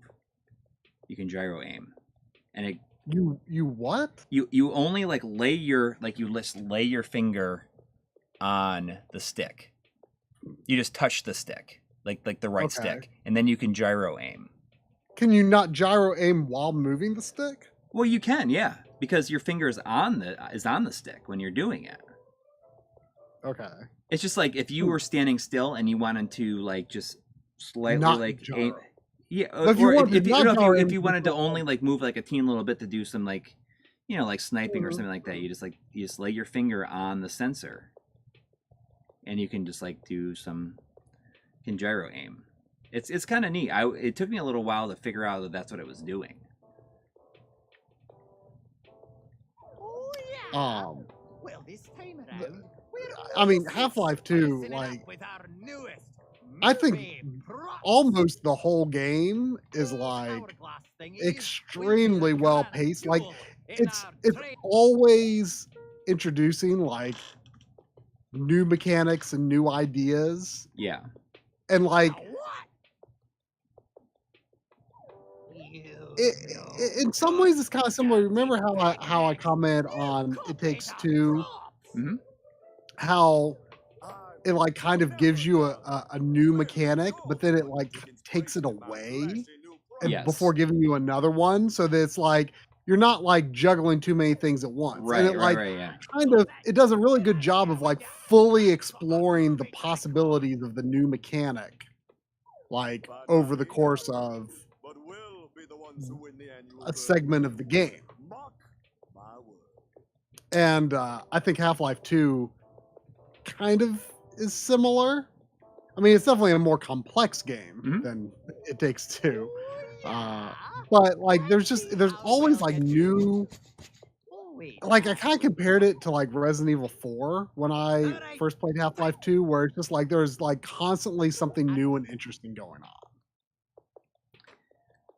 It just like it like never really gets boring. I wanted to ask this for It's such a good game. but I really suck at I see that CB is saying, would either of you consider doing a Half-Life 1 stream, maybe Half-Life Blue Shift? So I have it on Steam, and it's like not like you need a mouse and keyboard, but I do have the PS2 version, which I understand. I mean, based on trying things out, like it has very modern controls. Oh yeah, but I mean I've not played a ton, but I'm pretty impressed with the. I mean, PS2 like I would version be of like, Half-Life. I've not played all the way through the first Half-Life since it came out. So maybe I would definitely do a stream. In fact, I almost did it tonight. That was like something that popped in my head, but I was like, I just stream PS2 games. Yeah, maybe you should do that soon. I don't love Half-Life 1 nearly as much as 2. I mean, I'd never played Half-Life 1 until, I bought 2 on Steam. Mm-hmm. And, so it was a little hard to go back to. For some reason, it's like one of the very few first-person shooters that made me feel motion sick. Half-Life 2 doesn't do that to me, but Half-Life 1 did. Even the source version. And I finally did power through it, but it's not the same. I mean, Half-Life 2 almost feels like it literally feels like a theme park ride. Like, you know what I mean? Where it's just like designed to just be like exciting like all the time. And like, I had never played anything like it before where like you are like living inside the cutscene. You know what I mean? Where Yeah. like the characters are like walking around and like, you know, doing cutscene quality animations, at least for the time. Yeah. Well, that was the thing that without cutting away to a cutscene. right. Like, and you could like move around and they would still like track where you were. Like, just blew me away. Like, it felt so immersive. I'd never seen anything like that before. Yeah, Half-Life 2 is an amazing game.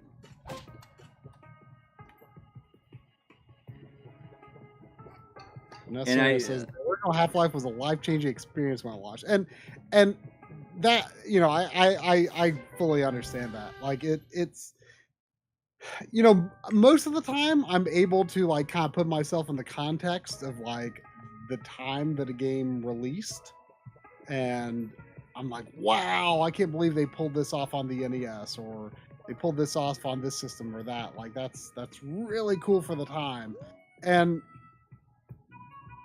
I have a hard time doing that with Half-Life 1. Like I think the game's okay. I understand that it was like mind-blowing when it came out, but it's a little harder, and maybe it's just because it's a PC game and I don't really have like as full of a context for PC gaming as I do console gaming. Mm-hmm. You know, I'm able to like kind of understand like, oh, like this is really cool to see on this hardware because I understand console gaming. PC gaming I don't understand as well, so, you know, kind of understanding the context of a landmark PC game is maybe a little harder for me. But yeah, it's not as easy for me to fully get into the mindset of it. But you know, I thought I was like it, and I think that the PS2 version is quite impressive.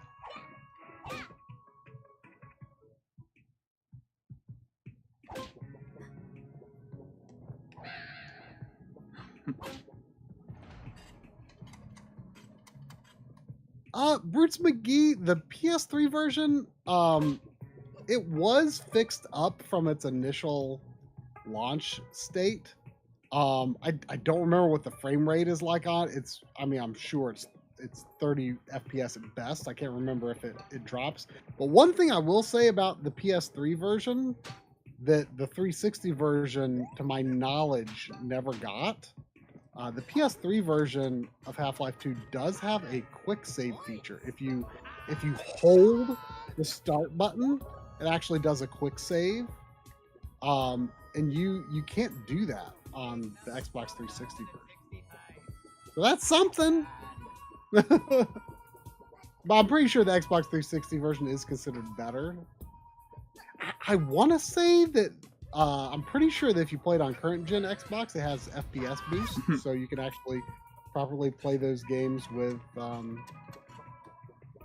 in 60 FPS, which is pretty nice.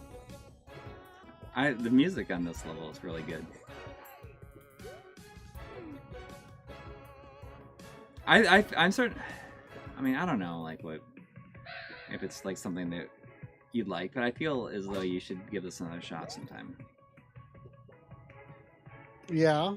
Well, I mean, I feel bad that I'm probably missing like some of like the funny stuff in it. Oh no!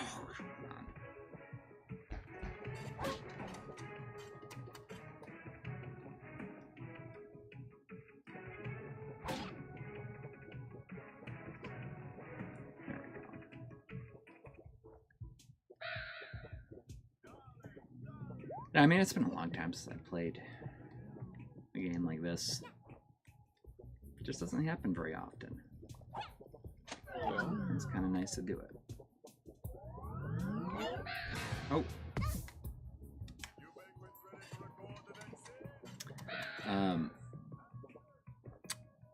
But yeah, I mean, I would definitely be into like playing Half-Life 2. I mean, it's fun as far as I know. Like the the PS2 version is considered to be pretty good. Yeah, I mean, I'm sure it's got frame rate issues and stuff, but it's a lot better than you would expect from what I tried. And the controls, you know, on the DualShock, you know, if you're into controlling games like that with controllers, as you and I are, Yeah. it seemed really good. Yeah, I was quite surprised.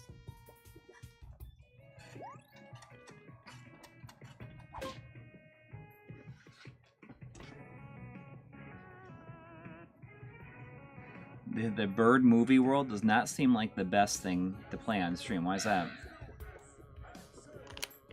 I mean, I don't know. I mean, I think he's maybe just saying it's dark. Well, maybe I think he's just I think he's just saying. Well, I have zero knowledge of like what was happening. I think he's just saying like, oh, this like it would be lost on you in the context of a stream. But I mean, you've never played this before. Like this is the level that you have available to play now. So yeah. I swear that those things sound like the birds from DKC. Like there's like those like birds that go. Rawr. Oh, like before they dive at you? Yes, like the vulture things, right? Yeah. Like I swear they sound exactly the same.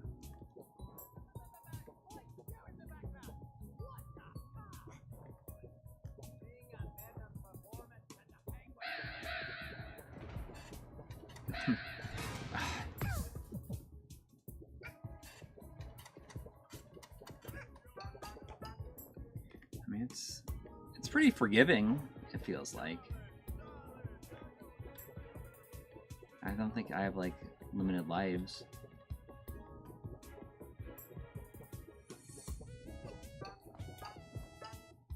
No, I don't think so.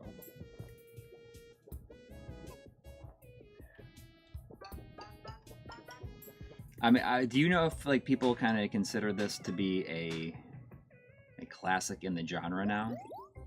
I mean, it's really well liked. In general, like I think most people prefer to ukulele, but I liked ukulele way more. This music sounds like the Wii Shop kind of. I mean, ukulele felt to me it felt honest to its inspiration. Yeah. And this to me just felt like. Is this? Do people Like, consider this to be better than ukulele? I probably a lot better than ukulele. Is what people people I think people probably consider this to be a lot better than ukulele. I think that's the vibe I get. Mm-hmm.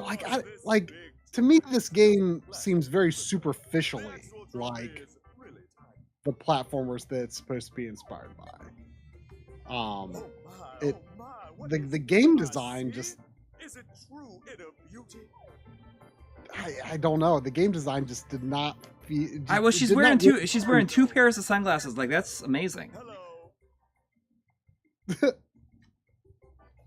wait, you're not a penguin. That's good. I could use some non-penguin. That's funny. I mean, so she's trying to be like incognito by wearing sunglasses. So that's funny. She has two of them on. Yeah, I think ukulele is actually really good. I mean, Impossible Lair is significantly better. Of course, completely different kind of game, but I thought ukulele was really good. Yeah, like Endless Plane says. Obviously, this game is well regarded, so I mean, I don't mean to knock it, but I was really struggling to enjoy myself with it. Most important part of a passport is the picture, darling. You have to look classy and Endless Pain says, I remember at the time of its release, everyone was crapping on ukulele while praising this game. Yeah. I disagree with that assessment. I mean, maybe it was just the like bad timing. Yeah. I mean, expectations, whether they should or should not, I think plays hugely into anyone's personal perception of the game. Like, sometimes I feel much more positively about a extremely flawed game that I played. I'm like, oh, like actually, like this does a lot of really interesting things versus like an extremely polished game What do you think you're that doing? just kind of felt like a disappointment. Oh, you can't just jump in and fiddle with the annual. You know, the flawed game that was actually like, oh, this is actually really interesting. Listen here, That's the game I'm going to be, Get you know, in going there, around huh? telling people about, And like, you're hey, this is, helping you know, you should cricket try this. DJ Wait, what was it? Whereas, like, huh? What was? Well, then you've got to help me. I said if you That's have like a You're going to flawed be the star game of my Mm. movie, that actually did a too. lot of interesting things that surprised me versus a polished game that just kind of bored me. That is like, you know, by all like Hold on by a minute, more bro. objective Back to metric showing is the off and better get that game. movie set tomorrow. It's still going to be the flawed but interesting game that I'm going to be going around telling people like, oh, you know, you should play this. This is interesting because this, and that. Mhm. Whereas, you know, the polished game, I'm just going to be kind of like, you know, I didn't like these things that it did though, you know, or it just never really grabbed my attention. I like the how the logo looks like it's animated, kind of like it has kind of like this graininess to it. It moves.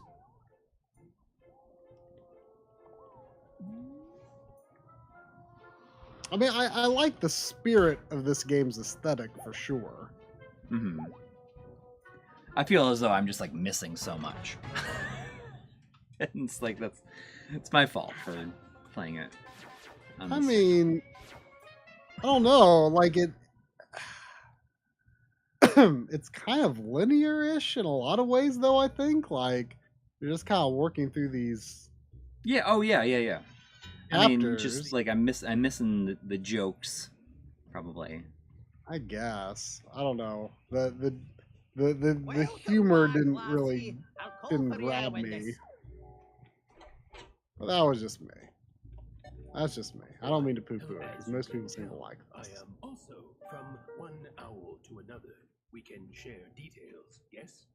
What is your uncle's sister's maiden name? Oh gosh. There was a $7 super chat from Your Mega uncle's X6 sister. with no Your comments, uncle's but sister's. thank-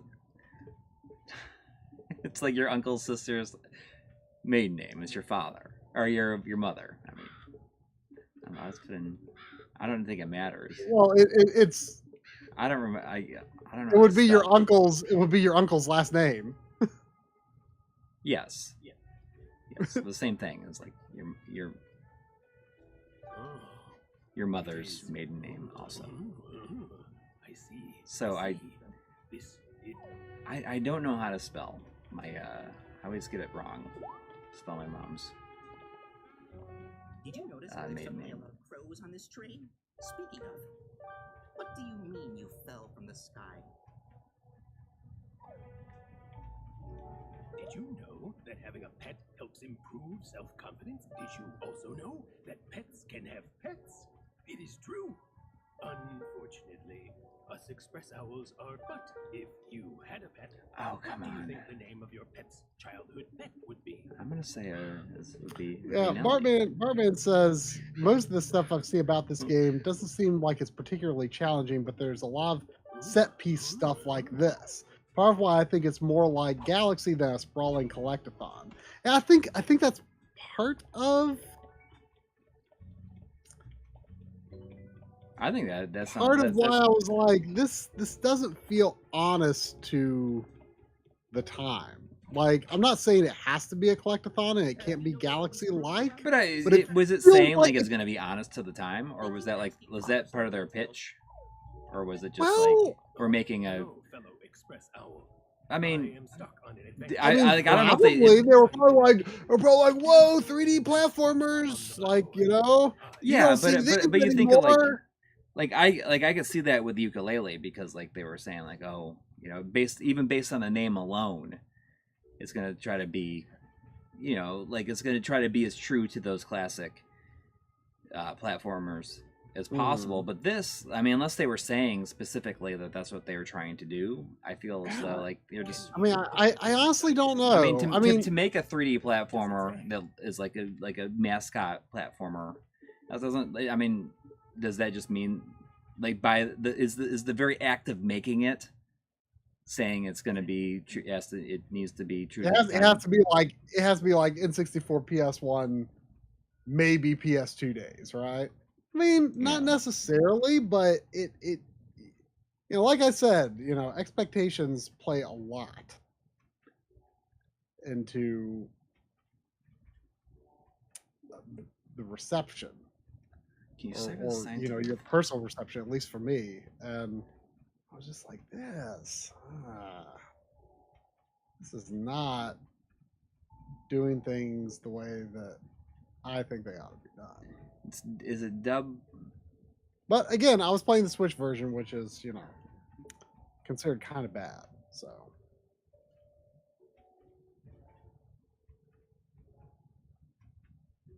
Barman says they made a big deal about being influenced by Banjo and Spyro, going so far as to having some music tracks done by Grant Kirkhope. See, stuff like that does create expectations.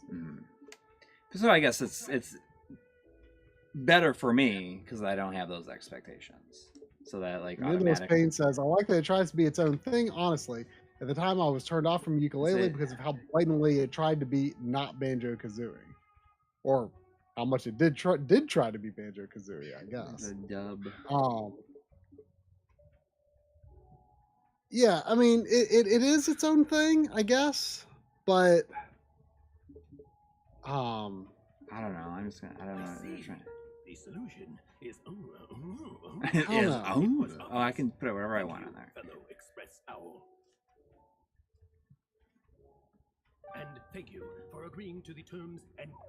What are the terms? I don't get it.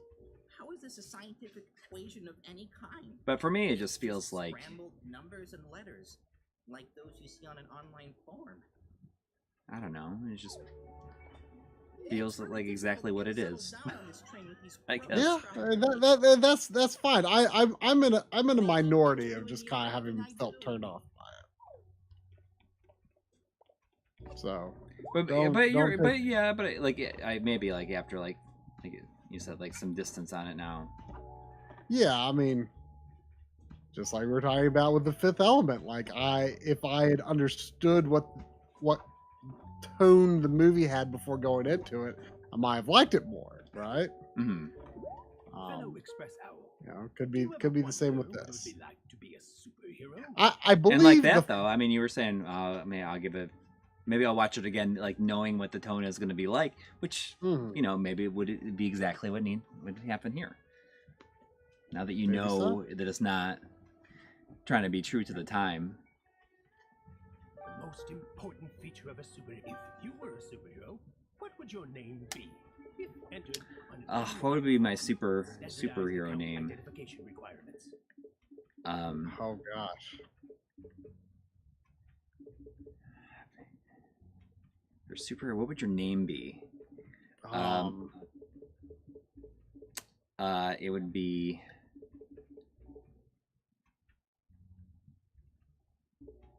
Hot Fries. I like that one. I'll put in Hot Fries. Hot Fries. Oh, hot Fries, I guess. Whoops. Or I could put an Andy Cap. Andy Cap. You could just be Andy Cap. Yeah. Your answer down here real quick. I don't think it's building towards anything. It's just. There was a $5 super chat from Andy64. Ooh. Thank you. Saying, "Hey guys, what's your favorite modern FPS game?" Oh, did you see really quick before you get to it? There was like another one above it. I don't know if you saw that one, but we'll do that one after. Oh, you're right. I did. My favorite modern FPS I mean, I feel as though like the one that I played outside. I mean, I played Halo 1 a lot, but I think that Halo 3 is like easily the best one. Are you? Does this count as modern FPS by the context of the question? I don't know. Right. FPS is a genre that I've not. Body part here. I played it a good bit in the early, in like probably like 2005 to 2013 or so, but then like really fell off. Like I just did. What would I mean, like in terms of like, I have not played like a ton of like super modern ones. Yeah, I mean, this. I was is telling already somebody quite recently. old, but like I liked the what was it called? The Wolfenstein, like the first Wolfenstein that like kicked off the new series. Yeah. The New Order. The New Order, I think. I still have not played through the second game. I played the New Order and the Old Blood. I liked that. I still need to play through Doom 2006 Doom 2016 and Doom Eternal. I need to play those. I want to play those. I just haven't gotten around to it. EB Chills is like nails it right there. Like probably the best one I played. Like it's I guess would be more modern than Halo is Titanfall 2. Awesome game. Awesome game. And you haven't played that, right? You do have it, right? Right. I mean that along with like Wolfenstein. Or have you played it? Have you played it? I've played like an hour. Oh, you like should just. What's the Wolfenstein? The New Order. And then there's the New Colossus is the second. New Colossus, like New Colossus and Titanfall 2, and several other games are like kind of this handful of games that like I bought because there weren't all that many like 4K or I should say like above 1080p capable games when I worked on the first 4K TV episode. Mm-hmm.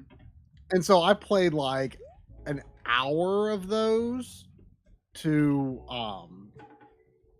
just have some more varied footage, but I have not played through them. I mean, you could like Titanfall 2, you could finish in a day, or a day in easily a weekend. I mean, I hear it's incredible. Yeah, and the reason it's so good is because it's so short. Like that's the thing that they have. Like plenty of gameplay stuff that you have for one level and then it goes away. Mm-hmm. But you better get your. It's good. It's really good. Just talking about it makes me want to replay it. I read online. It could be a sign of. I'm trying to think. Is there anything else I've played first-person shooter recently-ish? I mean, I played Quake on the last stream, which I like so far. Haven't gone back to it yet, but that's not modern. It's a modern version. I see. But yeah, it's not a.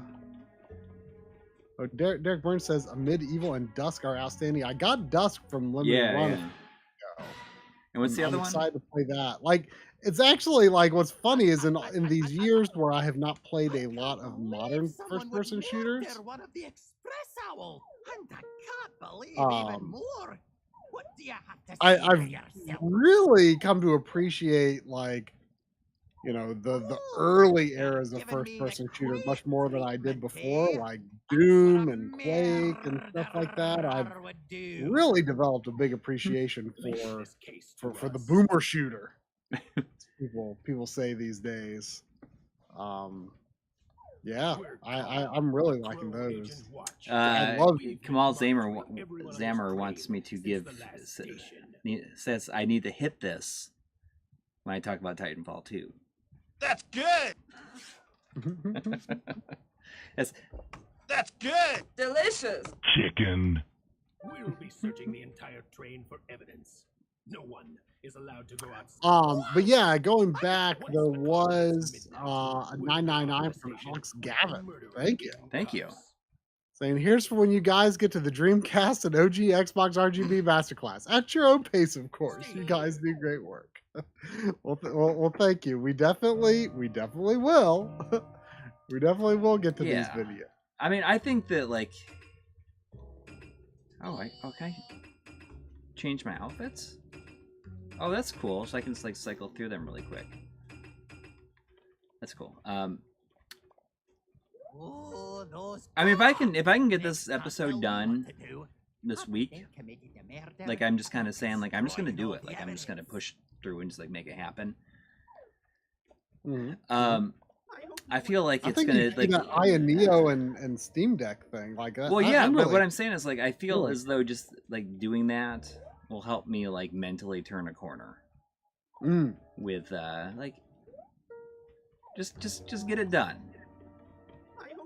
I mean, as we've said a million times, and you know, like, done is better than perfect.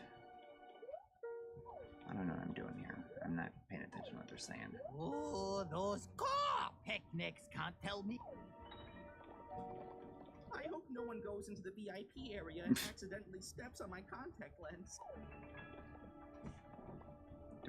I thought I wasn't allowed to leave. I guess I can. See, and Endless Pain says, I recently beat the first 2 Doom games. It's astonishing how well they've aged, at least if you use modern controls. But see, here's the thing. I was actually noticing this on Alex's Voxel Doom video that came out on Digital Foundry. I think it was last week. Like, he was commenting on how, you know, aiming up makes it so much easier to aim.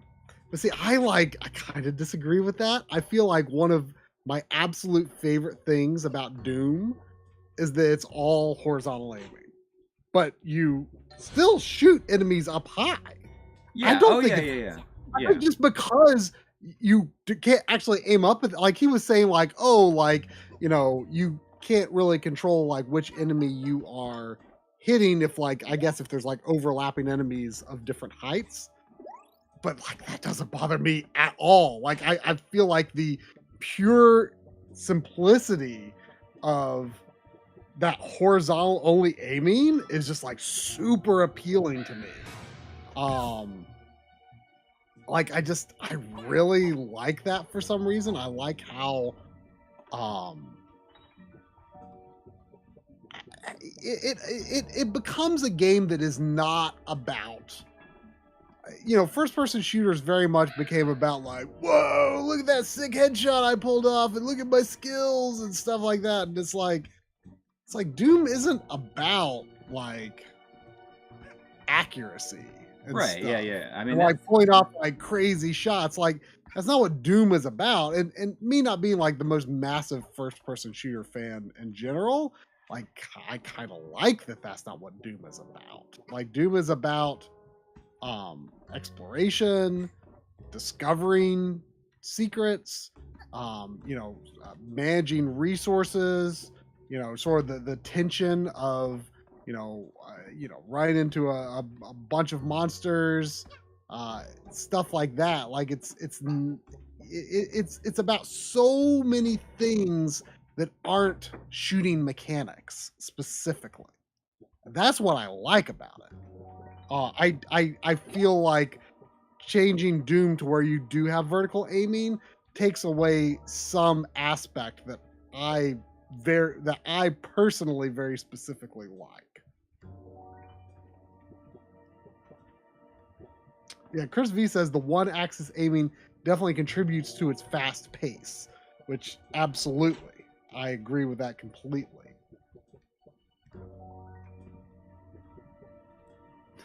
Alex Gavin says Deathloop is pretty cool unless you don't like Arcane Studios games. You know, I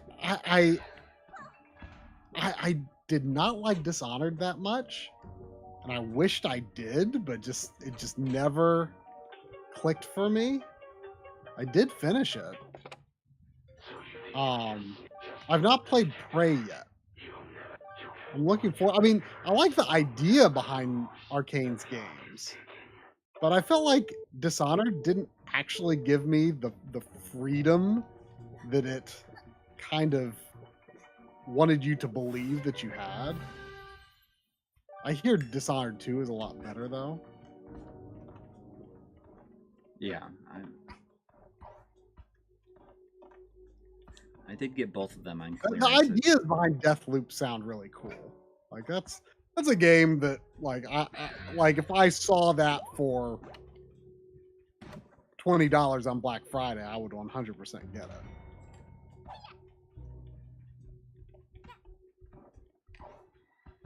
Like I am interested. I can make these hats.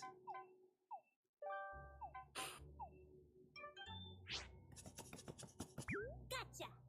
What's that one? The brewing hat. Travis Bowman says, no one ever mentions Unreal Championship. Been on original Xbox/360 kick lately, and those games are quality. Like throwing that term championship, like I've always stayed away from Unreal because like I have no idea to what extent, if any, they have like a quality like single player campaign. Like I always, you know, it's Unreal Tournament, Unreal Championship. Like those sound like multiplayer only games to me, which I have no interest in. I don't know what I do with these things.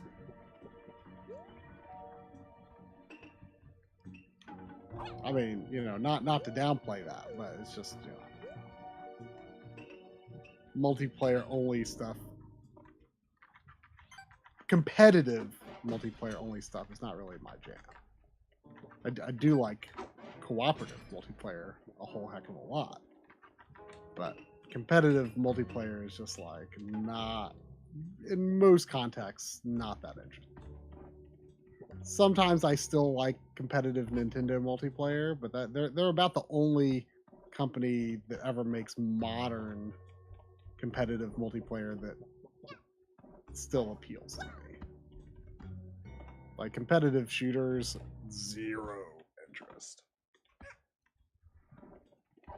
I liked Perfect Dark with my friends back in the day, GoldenEye, but that was about it. Yeah. I mean, I was just talking to somebody about how little, like, Call of Duty appeals to me, because it always felt, at least, the only one I even tried remotely to play was 4. Like, that's the only one I played online. Mm-hmm. You know?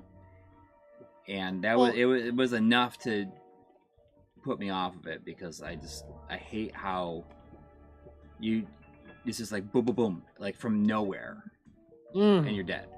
You have no idea like where you're getting hit from, and I guess your only real like option is to just like learn every little hiding space in a level. Yeah. And that basically ruined it for me. And at least like I like playing Halo and stuff, because I like that at least with a shield, you still have a chance if someone gets like the drop on you or something like that. It's not just like I'm just getting hit by 3 shots from someplace off screen, and I have no idea where they're coming from. I mean, I would be curious just to try like a Call of Duty like campaign sometime though. Well, the campaigns are interesting because I feel like they're good. I mean, they are. Yeah. Like they're set pieces, you know, just like. Right. I mean, which is probably like once you see like how they do things a bunch of times, it probably ceases to be interesting. But I bet just like playing like one Call of Duty game for the campaign is probably pretty fun. Yeah. I mean, I thought it was like the campaign in 4 was pretty good. Mm-hmm.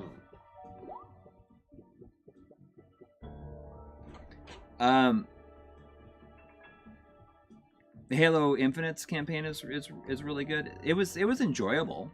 I mean, it was enjoyable in that the grappling hook made it a lot more fun to play, but it really suffers every time you go like inside, and it's just like even more so than the original games, where it's just like the same corridors repeating over and over and over again. And it's like the original game is that's the worst part of the original game is like every room looks the same. I felt that it was even much worse in. That's crazy. And so, you know, like there was the first time where I felt like, oh, this is the problem again. There was way too much sauce on the pizza.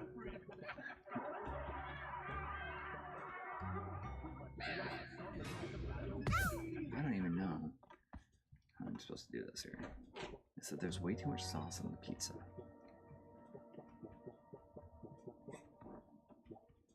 What about sauce on the pizza? I don't know. One of these people sitting at the table here, and one of them says there's way too much sauce on the pizza.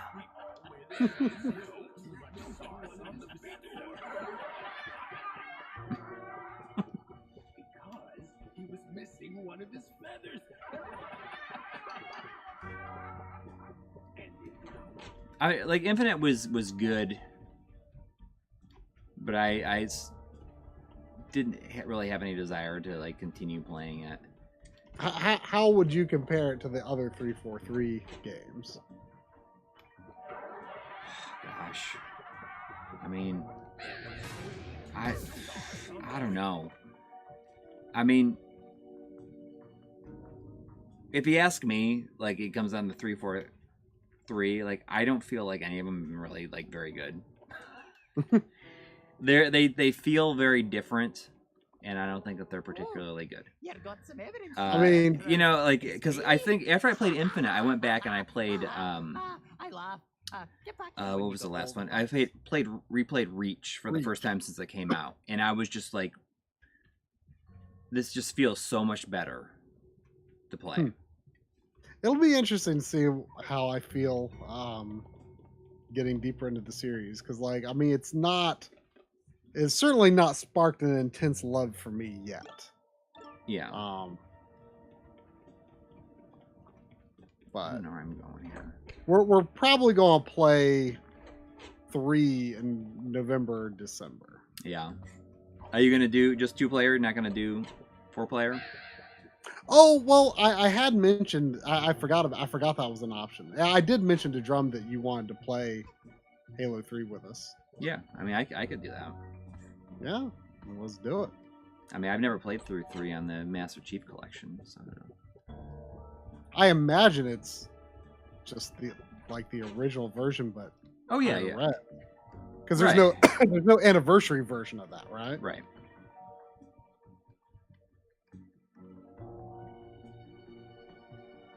Oh yeah, I mean the best part of Halo 1 was getting warthogs where warthogs don't belong. Yeah.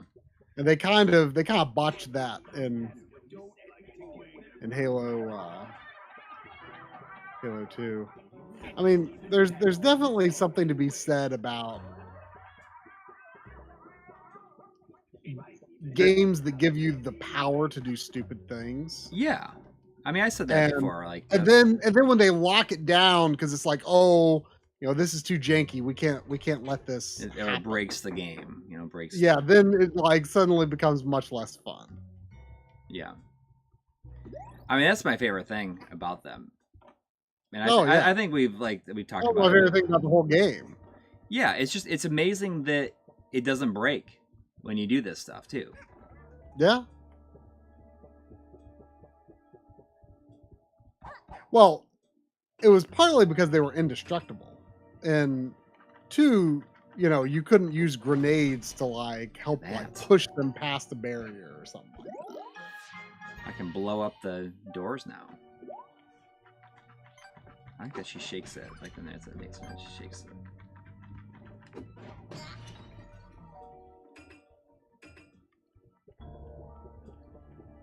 But 3 is definitely my favorite.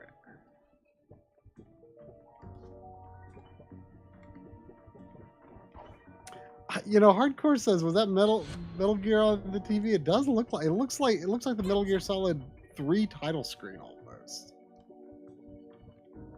Oh, Actually, it's definitely now probably a reference because you're in a stealth level. Yes.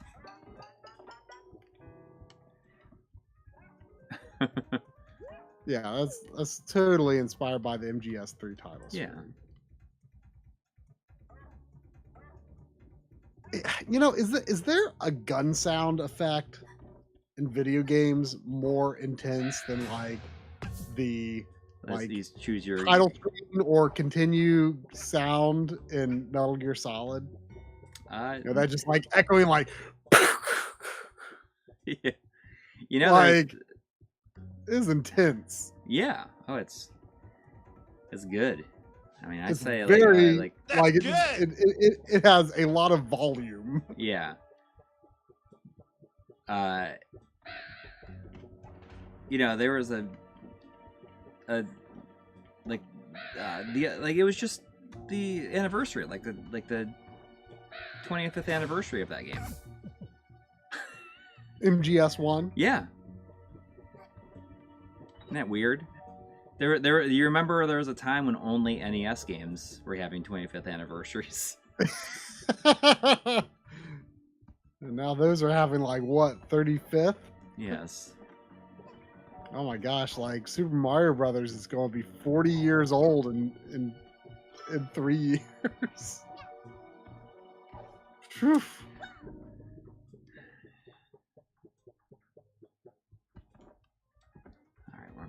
I felt like I was just in the right direction, but maybe not.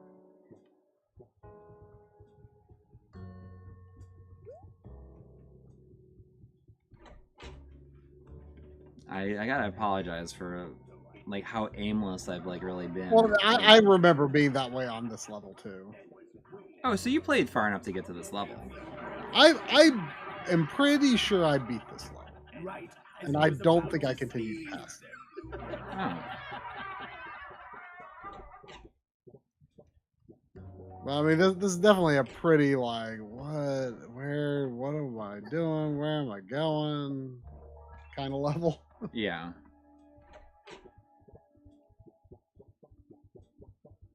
That's not where you had to go. The other one. And Donkey Kong is already 41. That's crazy, but true.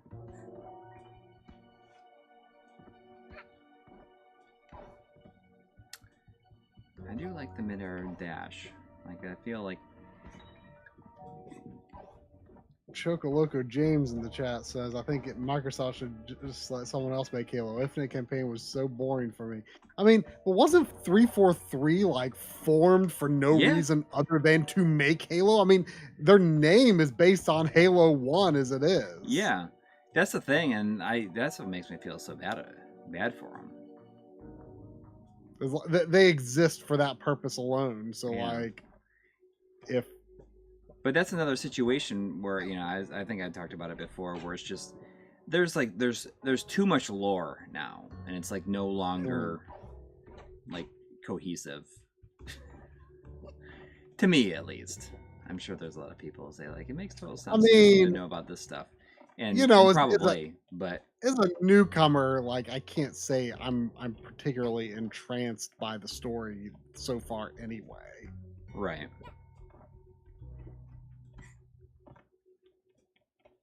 Like it definitely would have been like way cooler getting into it at like college age or something, and then you know the slower drip feed of games. But it's like coming to it at this point in my life, it's like, I mean, this isn't anything like novel or amazing, you know? Yeah.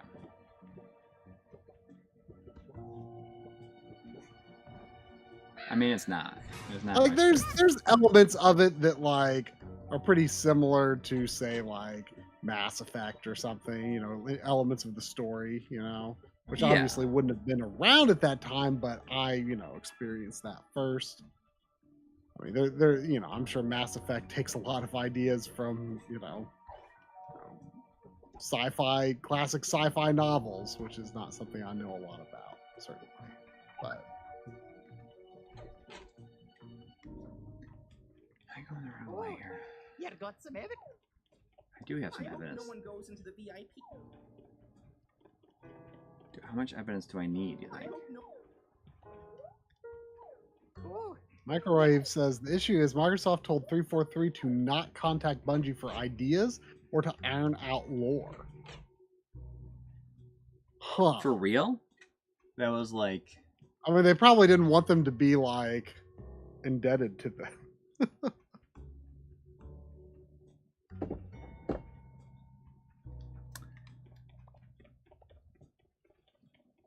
All right. I'm going to stand here. I'm going to go use the bathroom, and I will be right back, okay? Okay. And fill up my water.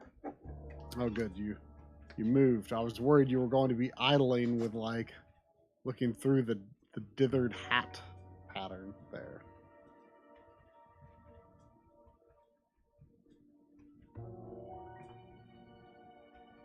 People don't know is that there are some original team members from Bungie on 343. Just think Halo is done like other franchises. Wouldn't want another MGS, for example. Yeah, I mean, MGS 5 was an MGS too far, in my opinion.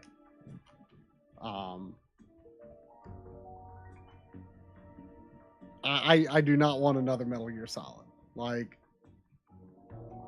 if Kojima could not add anything worthwhile to the overarching plot with 5, then it's done. Like, we do not need another. We don't need another with Kojima. We don't need another without Kojima. Like, Metal Gear is done. That's fine. It's nice to have something that is no longer going to have ever expanding lore, right? Alex Gavin says MGS5 got me through a bad breakup, so I can't hate it despite the flaws. Well, it is a fun game to play. I mean, it's fun, but very long.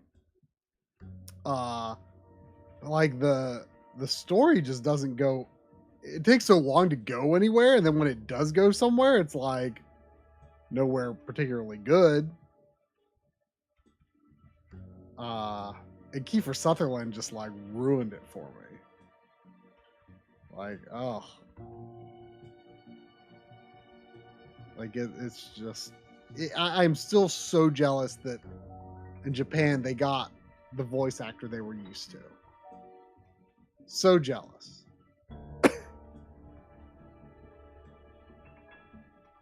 But yeah, that was, Metal Gear's done. Doesn't need to continue. Metal Gear Solid 5 is a lot like Peace Walker. I liked Peace Walker. I mean, I don't mind the gameplay in 5, other than the extremely long load times, basically, where you have to like fly in and out on the helicopter and stuff. I didn't like that aspect. Peace Walker was more menu driven, at least on PS3, where I play it. I'm sure the going in and out missions was not as bad as it probably would have been on like PSP or something. Yeah, Sandy actually was summoned by my coughing. She's right here. She just didn't bark. She's been very used to hearing me cough this week, so she's been used to hearing me cough this week, so she hasn't been overreacting.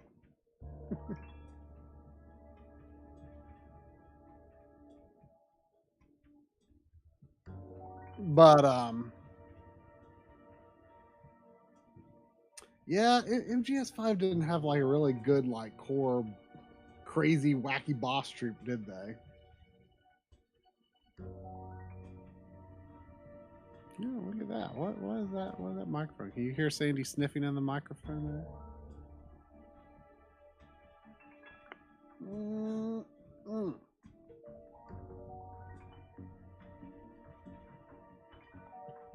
Never played Metal Gear Acid. Like Metal Gear Portable Ops was actually kind of the game that made me have a falling out with the PSP for a long time, because it was like trying so hard to be a console game, but the limited controls on PSP just didn't allow for it. How do I what am I supposed to be doing here? And I was just like, okay, like the system is trying too hard to be console games, but it can't do it. And I was just like, I'm done with this for now. Wait, I like PSP now though, but that was kind of my breaking point with it for a while. And I've never played Peace Walker on PSP, only on PS3.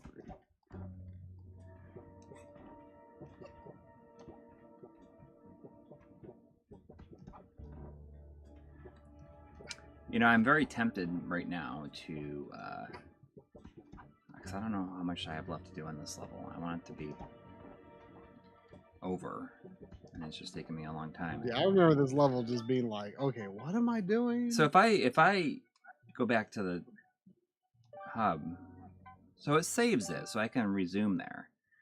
I was thinking I'd spend the last like 30 minutes or so like looking at the Steam Deck? No. No. Cowabunga collection. Oh, okay. Yeah, I don't have it yet. I was gonna do like a little. I set up a bunch of stuff to like shoot some video logs for Patreon and stuff like that. So I was gonna do something on it, but then I never actually got around to doing it. So I just figured we'd like check it out right now. Yeah. I tried it for about 15 minutes, and like I don't know what the general impression is of it, like what people have thought about it, but I felt at least it was noticeable enough for me to go back and check the originals. Is that there is like it feels like there's significant input lag. Oh, really? Okay. Yeah. It's noticeable. It's really noticeable in the first one. And Displaced Gamers just did a video about, you know, Turtles 1 running at 30 FPS. So I wonder if that is just like compounded the input lag. There was a notification that Scotter140 has been a member for 22 months. 22. Saying the lengthy amount of time spent running around in MGS5 with all that loud equipment and sound effects really annoyed me and my roommates. I don't remember that in particular. I remember when I played MGS5, I had been kind of disinterested by surround sound for a while, and that game actually kind of renewed my interest in it for a bit. I felt like it was quite effective in that game.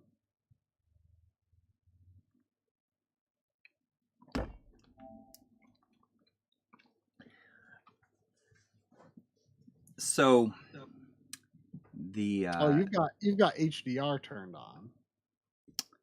Oh, I guess it'll go off when you. Yeah, it'll turn off once. You know, to be honest, I like.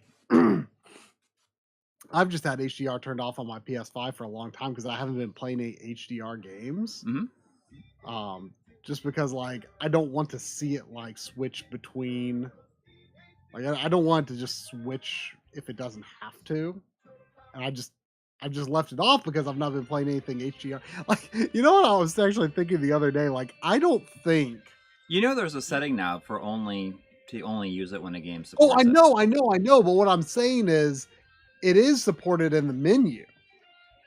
Oh, but it won't. When you're playing a game that doesn't support it and you go to the menu, it doesn't switch. It only switches. I know, it only but switches if when you're you not quit playing the game. if you're not playing a game currently, like you were in the menu. Right, but as soon as I start a game, then and the game is like running. If I go back to the menu, it doesn't. It's not HDR. I know, but I'm just saying, like, it just seems kind of unnecessary if, like, I am not currently playing or having plans to play anytime soon an HDR game. It just doesn't seem necessary to me for the PS5 to boot up in HDR and then switch off of HDR. You know what I mean? I do know what you mean, but it does not. It's not something that I feel is like noticeable. I guess. Wow. Like it just like. But yes, I know about that option, blips. and that's what I use most of the time. But I think I may have been like the last time I switched it. Maybe I was recording something. I was just like, well, I don't want switching, and I just have left it that way. But I was thinking, like, I am not sure that I have played through a game that supported HDR since Can I just say for the record, like, I know they can't. Apparently they couldn't use like the theme, like the original theme song, so they had to re-record it. Yeah, I heard over the speakers that it sounded weird. I think it sounds like really bad. Like it sounds like Mark Hoppus from Blink-182 is the one that's singing it. Which is like a bad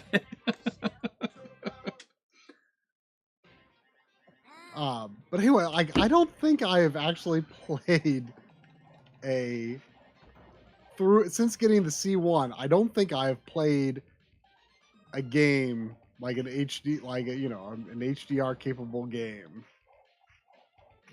Like, I mean, I've done it for like testing and stuff, and like for that episode, of course. But like everything I've been playing has been SDR stuff. Yeah, I mean, same with me. I mean, I think it's kind of amazing. Like, for some reason, when the PS4 came out, and or PS5 came out, I thought like, oh, every PS5 game is gonna have HDR, but that's not true.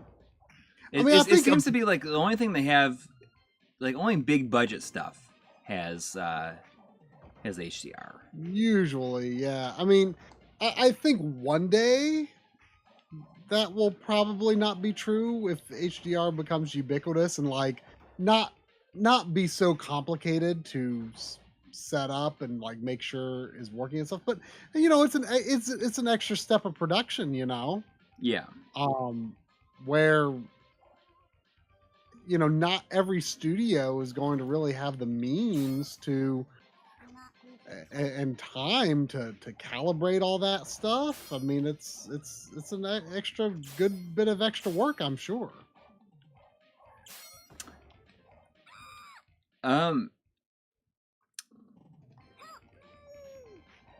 So does can anybody has anybody said anything about input lag in this? Like, I don't feel it so much when I attack, but like jumping, like it feels like my finger is fully away from the button after pressing it before he like jumps. Aw. But I don't know, like I felt like it I mean, it felt more egregious like when I was playing it the other night. Now I'm playing it, it's like, oh, maybe it's not that bad. But with I noticed that with the first one it's pretty significant, but like also, like that could be like a 30 FPS, like that just makes it less feel laggy inherently. No, Coury's playing the PS4. I mean, it is PS4, right? No, it's PS5. It's a native PS5. Oh, it is PS5. Yeah, I just felt like if there's going to be one that has like the least amount of input lag, it would be this one. You would expect it to be that, yeah. I mean, I think Xbox is.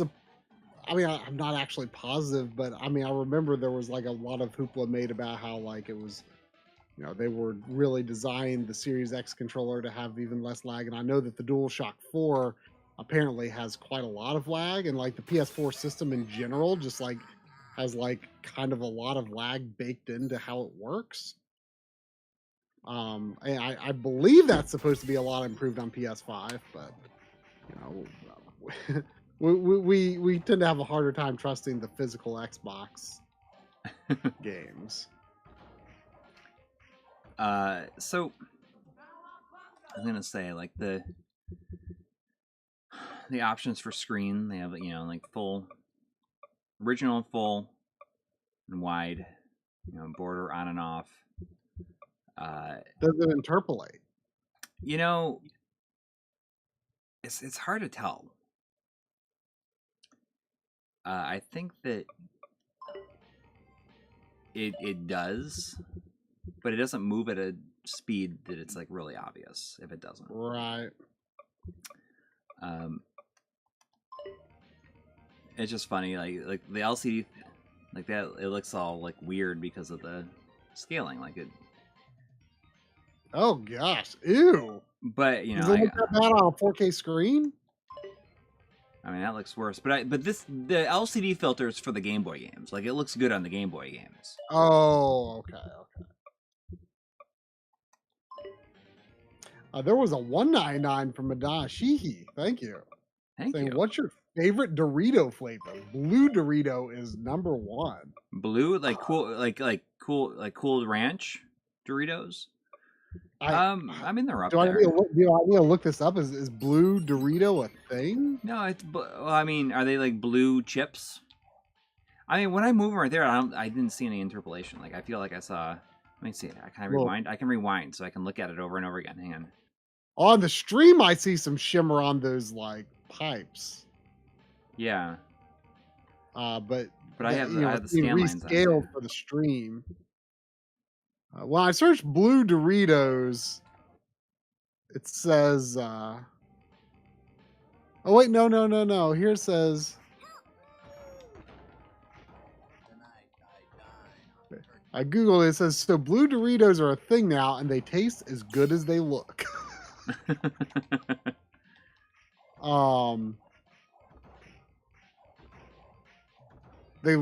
This picture I'm looking, they look green though.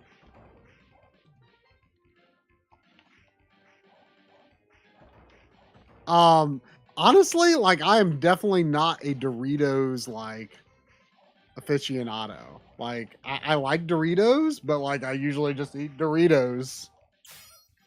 Like not like different flavors and stuff.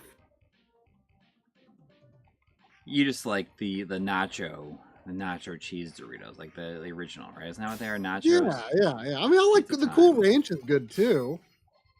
But that's like the only, like Cool Ranch is the only Dorito flavor I know of outside of like the original. Like I don't like. Yeah. Did we talk about those? Like the like chopstick things that go on your fingers? Did we talk about those? Yeah. So you don't get like, or they're mainly for Cheetos, but you can use them. Right. I mean, they'd be handy for Doritos as well. I did look. I looked up a video. It's hilarious, but also like kind of awesome. Yeah, I feel as though you know. Speaking of Doritos and chopsticks, Game Dave did the one chip challenge on Sunday. Did you go back and look at the archive? Yeah, I watched it. And I mean, he literally lasts like 15 seconds. There is like water and ice cream in his mouth, like so fast. And the thing is, like he immediately falls out of his chair, and he falls out of his chair so fast. And he's just like on the ground, like reaching for anything. Like I thought that it made the video like it was moving at 120 FPS. I don't know why, but it was just like Ben and Jerry's. He's just going, whoa, whoa. But I tuned in, unfortunately, like 60 seconds or so after he had actually eaten it. But did you go back and watch the? I did go back and watch the archive from when he got it, and like when it came out of the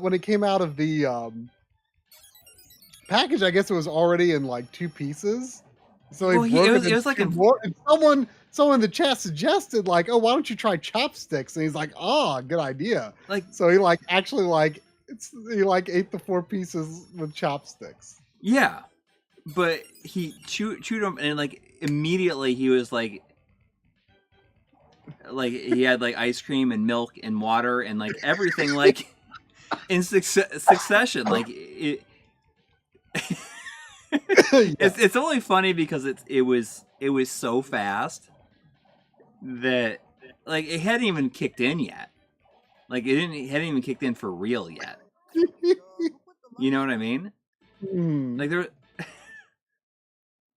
Well, I mean, for you, the real suffering was Was was the moving gut, through like your body without having to eat anything else.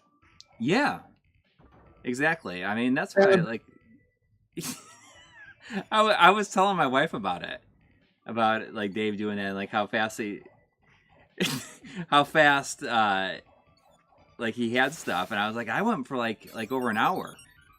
yeah, and you And felt and scared. and my wife was like, I've never heard you like try to be so macho about anything, except for when you talk about that chip.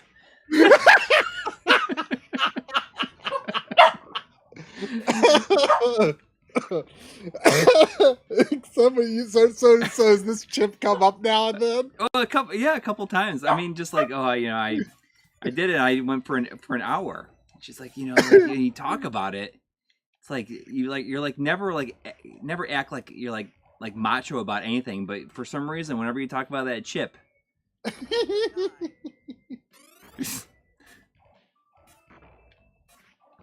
So, I mean, whatever. That's all I got, okay? Oh,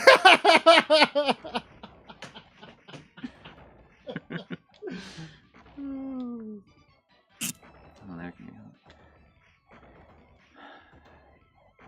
go. I think that in retrospect, there's not a lot to this game, but this is like definitely my favorite Turtles game. I can replay this game like over and over again. It's just like it is like a really, really comfy game to me. I mean, the NES version is my favorite just because I like the expanded content in it and I like the feel of it. Mm-hmm. But you like drum kicking every single enemy over and over again. I do. But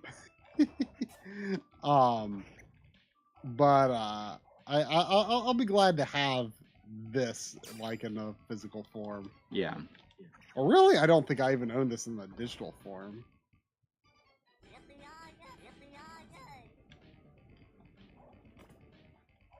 Yeah, I mean I understand the theme song part. It's just too bad it sounds like one of the guys from Blink-182 singing it.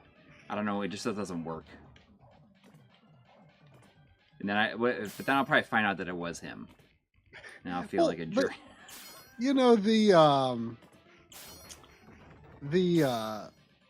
Shredder's Revenge, I mean, it had a newly recorded version of the theme song, but it felt But it was fine for that because it was authentic to the time.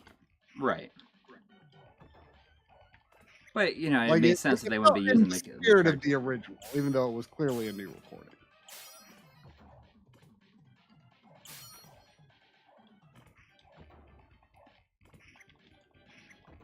And did you see Out of the Shadows? Do you see Ninja Turtles Out of the Shadows? Was that the second live action one? Yeah, the one that just goes all in on the cartoon. Yeah, the one with Krang and Bebop and Rocksteady and all that. Yeah. Yeah, I mean, I saw it. I put it on like when I got in bed last night, and I literally made it like through like the opening titles. Because whenever so my wife and the kids went up to her parents for yesterday and came back today, and like it just is when you're used to having people here all the time, it's like such a weird feeling just like being in the house by yourself. And I like almost always have to like put the TV on and fall asleep with the TV on because I'm just used to it, or I'm used to like it just feels weird. So I always will put on a movie or something like that. Generally something I've seen before, or in something maybe I don't remember. But yeah, I mean, I started the movie and it was like the intro, and then I woke up again and the ending credits were rolling. So I should I know you kind of liked that movie, but I mean, I like that they put in Bebop and Rocksteady and Krang, but I still didn't particularly like the movie. Yeah, well, I think that it's cool that they went for it. It's cool they went for it because those are things they should have done like way back with the second movie. Well, yes, but I don't think that they could have quite have done it the same way. Done it to the level that would have made people happy. Yeah, but who knows? But I mean, the real problem with the movie is the turtles, like all like their faces are just so bad. Yeah. Oh yeah. I mean that is the main problem with it. Oh man, Joe did that video a few weeks ago on the Turtles games. Yeah. And the design, like I can't believe I felt like I'd never seen this before, but I thought I should have. The Platinum Games Turtles game. I mean, I was aware of it, but it's like what's that? The turtles are unbelievably hideous in it. Yeah. Like, they might be worse than the Michael Bay movie designs. Like they are really ugly in that.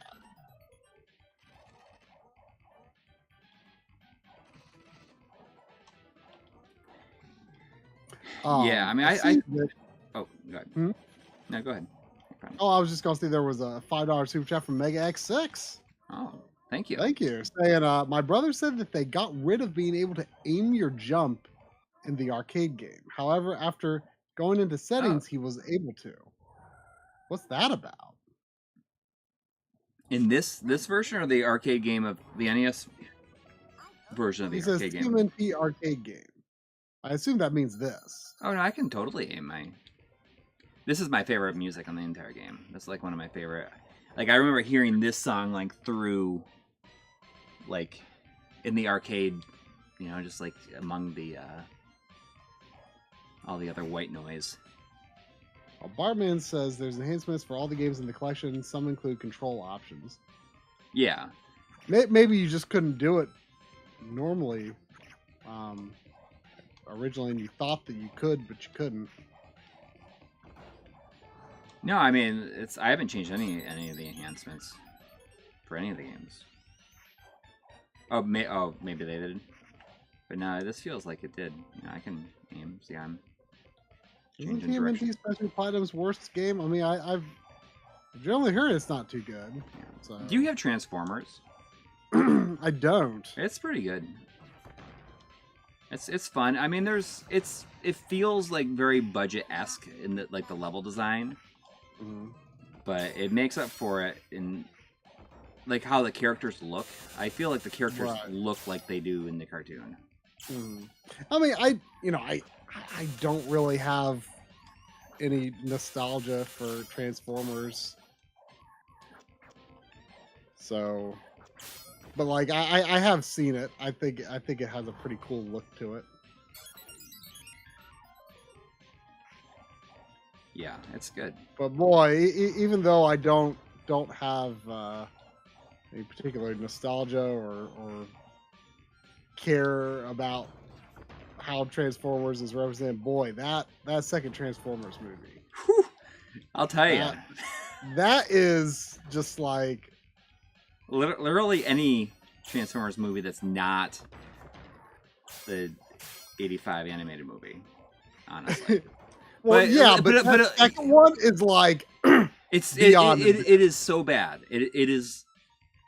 It's like it's kind of but the reason it's so bad is because that's when the writer's strike happened. Like they had to film it, like they had to just like shoot what they had, and they weren't able to because of the writer's strike. But it is like Revenge of the Fallen. It is so bad that, and the first one is for all like the really awkward humor parts that it has in it that are just like like make you feel like you just want to shrivel up. Yeah, I guess the kids would say that's it's cringe-worthy or cringe. Like it's just like ooh, it's like some of the humor is pretty bad in that first one.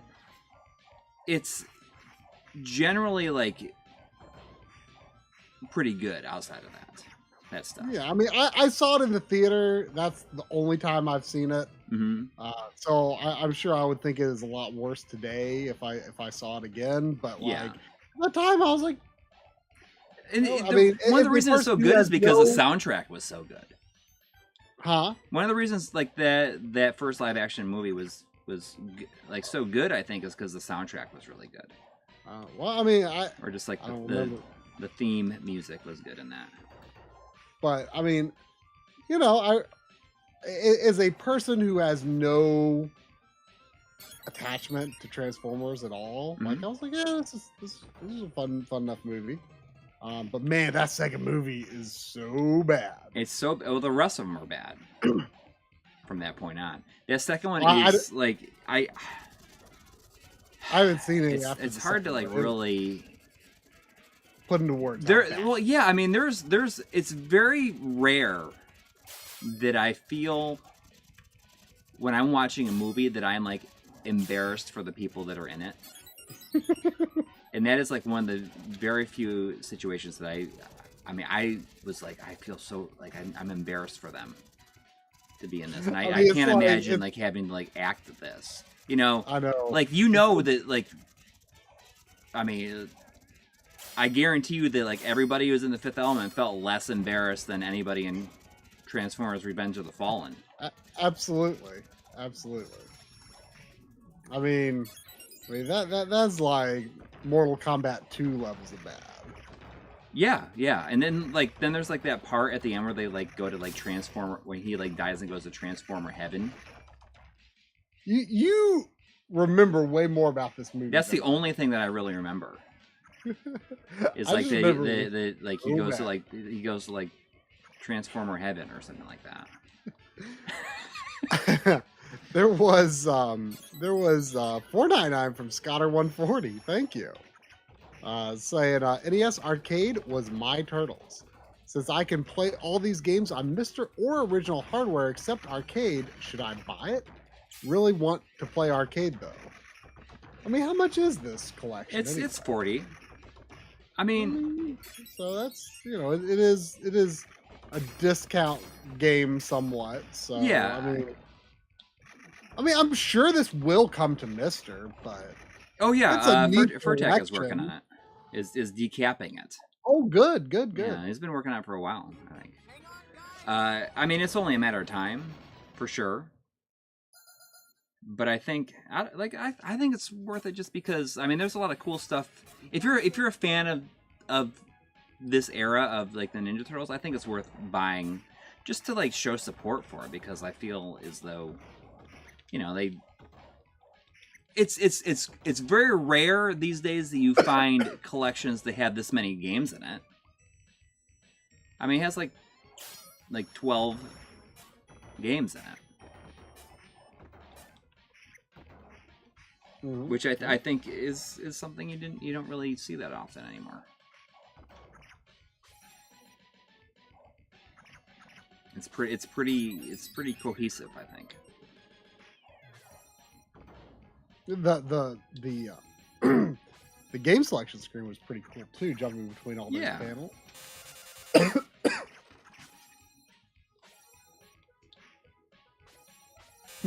But do I have the patience for it to come to this? Well, that's the question. We'll have to see. I mean, I think it's a neat collection to have, regardless. Yeah, I mean, I'm definitely going to get it. I was surprised that it doesn't seem to be any like video content. Like I was expecting like interviews or something like that, but there's nothing.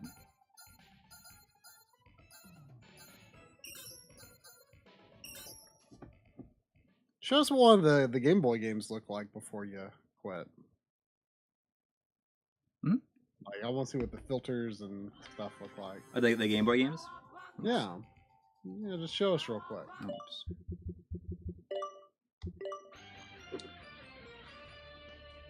Radical Rescue.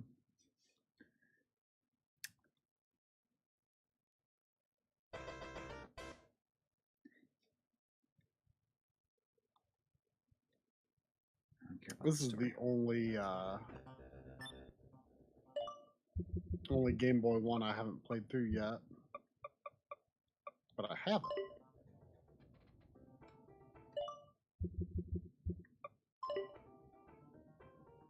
I mean, if I make it zoom it up a little bit. Oh no! So is there no green? Nope. Oh. bummer. I mean, I guess it kind of looks like Game Boy Pocket.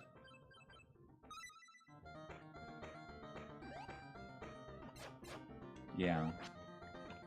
But still, you gotta have green. Yeah. I mean, come on. I still think what M2 did in Collection of Mana was I loved. Oh their yeah, Game those Boy look really good, and they look good in the Castlevania ones too. Oh yeah, I haven't played those yet. Yeah, because they've got do you know if they have for Castlevania Legends? Do they have the Super Game Boy palette? I'm sure they do. I don't know.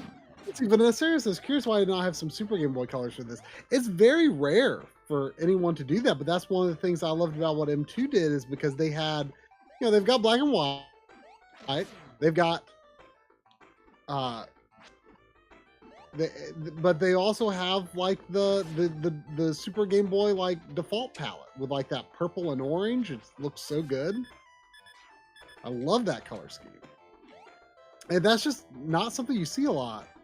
But they also have like a really good dot matrix effect with the green colors, and is this like great. a Metroidvania?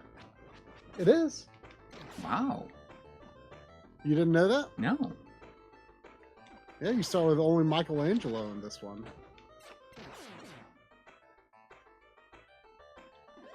That's pretty cool. Oh, Legends isn't on any of the Castlevania collections? No, because it's not considered to be canon anymore. I know, that still stinks.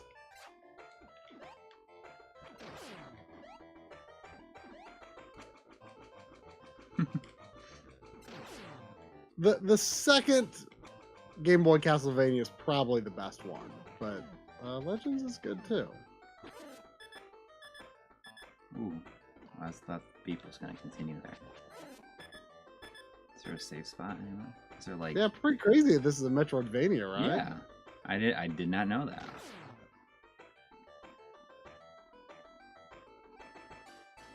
Is the Tom Du Bois cover was on the Game Select screen, I assume?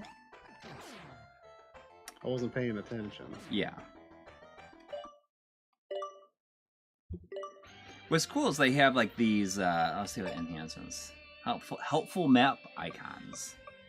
Enables map icons that show locations of bosses, kidnap friends, and key cards. So what are they here? So remove penalty bombs, nightmare mode. Tackles a mode in the arcade that dramatically increases the number of enemies. That's fun. Dramatically increases the number of enemies. It was a little scary. Yeah. Turbo mode. What does that do? Allows players to move at double their normal speed. Second level, button dash. Tournament fighters don't really do much for me. I tried the SNES version of Tournament Fighters, which I had never played, and I can't believe how hard it was. I couldn't even win a single round against the first enemy. I think the Genesis version is considered the worst, right? Oh, that's really bad. Yeah. Like no version of that's really considered good, but yeah. I think the NES one is considered at least interesting. So the first one, you can remove the slowdown and the sprite flicker. Oh, okay. How about this one? Oh, you can remove slowdown and sprite flicker in the arcade game to the arcade game. Easy menu navigation. Allows in-game menus to be navigated with directional inputs. Fancy jump kicks. Allows jump kicks to be performed earlier doing jumps. And for my more fine-tuned directional adjustments. Interesting. So let's try to remove the sprite flicker and remove the slowdown. And also let's kick on God mode just for the heck of it. We're gonna do that. let's take off the filter. I don't know why I went to full screen. Turn on the border. Look at it. Care for the border.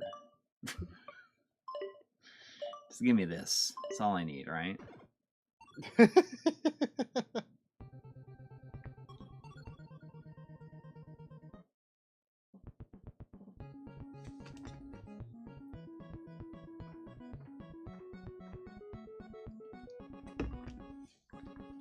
No, Master Cypher. I've not beaten Xenoblade 3 yet.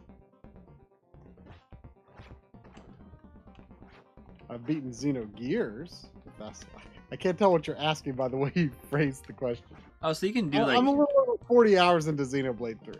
So could you not do this before? Like how far I have to go? I can do jump kicks like doing it like very close to the ground? Yeah. Maybe not. I don't remember honestly. Oh, God mode is like kill like every enemy with one hit. I wonder if that includes bosses.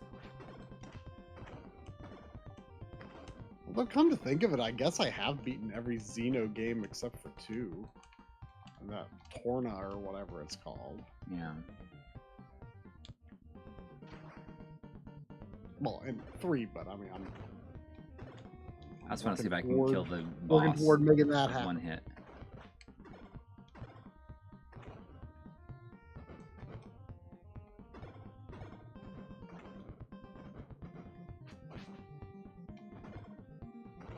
Die Hard Gamer says that this compilation also has the Japanese versions. Yeah. I mean, I think that it's worth it. I mean, they, you know, it's, you know, I think I've talked about this a lot. Like it is a really difficult thing right now for developers like releasing big compilations like this to have them compared to like, oh, the Mister, you can get this stuff, because you know, once this gets out, like there's only so much stuff that they can like tweak and fix on it. And like, you know, like Mr. developers could like essentially tweak endlessly and as often as they want, you know, and it's such a weird situation, because I don't envy that, like any of them like having to compete with that, because it's just not feasible for developers to like make that much, like spend that much time like just like endlessly tweaking things. Yeah. Obviously the audience for this is much bigger though. Yeah, exactly. Bartman says the Turtles' Lair is the real star of the show of the collection. What's that? That's exactly it. That's the archival material, and that's what I think is cool. What Digital Eclipse has like done. I mean, like all these, like right, or not always, but at least since the Rebirth days, right. The rebirth of Digital Eclipse. Excuse me. Yes, exactly. And that's what that's where you're getting like your real value from. Like people, they want to play the games. So is it going to be one hit to kill them? I want to know if it's just one hit. If I can hit them once, it is just one hit like kills them. I have God mode turned on. You turn on like kill bosses in one hit? Mm-mm. He kicked you twice before you hit him, though. I know. No, it's God mode, and apparently, all enemies die with one hit. You're invincible. So yeah, I see Shimmer on the stream, but I don't know if it would translate. Well, let me see when to start moving here. Yeah, I mean, I definitely a good level on both the arcade and home versions. The problem is that it doesn't like scroll for long enough to like really. I can see it, but it's being rescaled like for the output. It's being rescaled on my monitor. It's too hard to tell. You ever think about this? How did Shredder and April get on that TV? That's like in that store window. Well, I mean, they love hijacking the broadcasts. Right. That happened in Shredder's Revenge. That was like how the whole thing started. Explains like why he's on the TV. He just likes to do it. You know, we were joking at Retro World that like oh no, we've got CRTs in our cars, and this is like the one place in the world where someone might actually like see a CRT in your car and want to steal it. Yeah. like no one is going to like want to steal. But then I was saying like, but that was the plot of the original Turtles movie. Was like people are stealing like TVs and stuff, right? Yeah. Oh yeah, and VCRs. Yeah. But like nowadays, like no thief in their right mind is going to steal a CRT. I do think it's really interesting how this happens, and I don't really understand why it happens. Where it like first like loads like this low res image, Mm-hmm.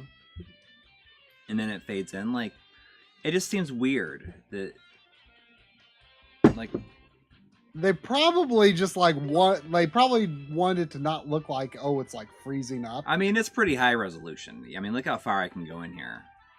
Well, Like, and two, like you have to keep in mind that the Switch version has to work comparably.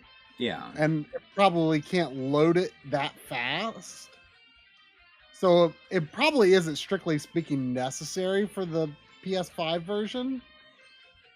But they probably just have the same effect happen here as it would on Switch or PS4 or any other systems where it would be slower like that. That is very high res though, yeah. It's like simulating downloading from the internet. That Way Forward Turtles game that I played, Danger of the Ooze. Right. Title screen of that is based on the NES box art. Like the turtles are like all in the same pose and everything. It's pretty cool. Like the original NES box art.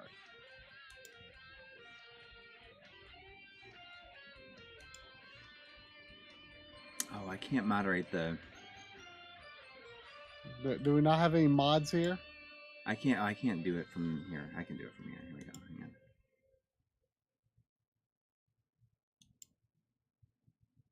There we go.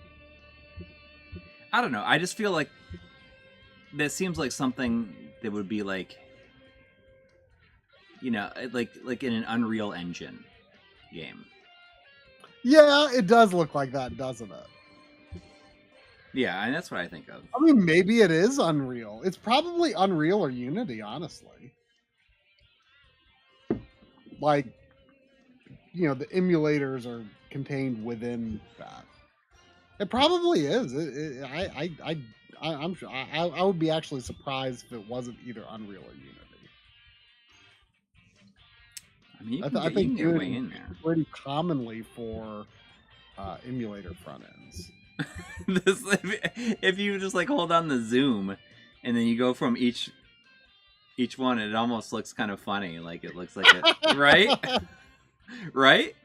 It looks like some sort of glitchy edit effect. I really like the cardboard texture that they have on like where they're like, you know, broken down. The boxes are like broken down. It's like high resolution artwork. You know, it looks like a commercial or something, right? Yeah.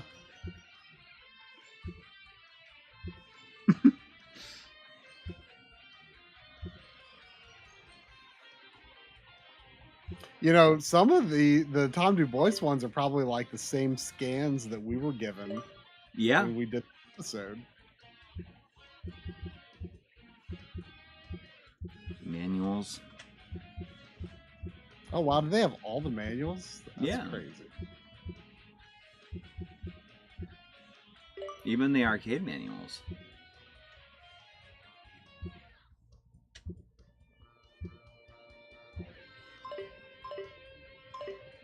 But I am surprised that there is no like There doesn't seem to be any interviews or anything.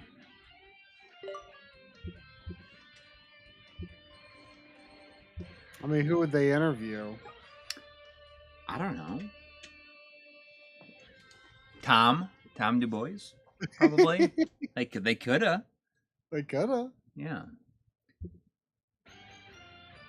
It's almost like, you know, the captions are not on, like by default. It's kind of surprising. Oh wait, well, what's the Snake's Revenge in there for? Probably just All that Metal Gear stuff? Oh, it's just like one big ad, probably, with both. Snake's Revenge gives kids their best chance to save the Earth. It's like it's like you see those bullet points, and it's like Snake's Revenge has has a chance to face off the ultimate terrorist, Hyarola Cockamamie. it's like, wait, really? That's the name of the bad guy in Snake's Revenge? Yeah. Wow. Doesn't that make Like, you want? Like, do you think like parents were like looking at this and being like, oh, like that Snake's Revenge gives my kid the best chance to save the Earth. This is, you know, Yeah.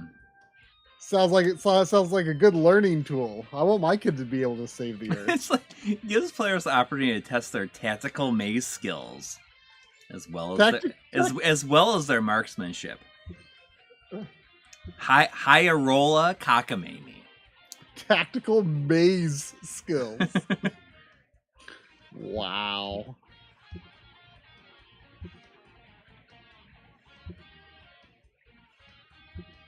That's the original Metal Gear.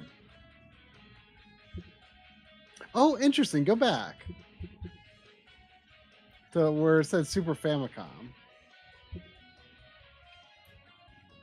So look, like there's like Game Boy and like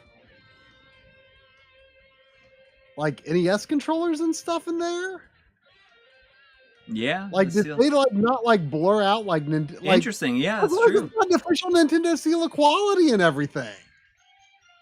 Look at that. We're looking at Nintendo on the PlayStation right now. There's a Nintendo logo on this PlayStation. I definitely assumed that would be trouble. Like I assumed that would be a thing that like devs and publishers. Because you've had to like, deal with that a little bit, right?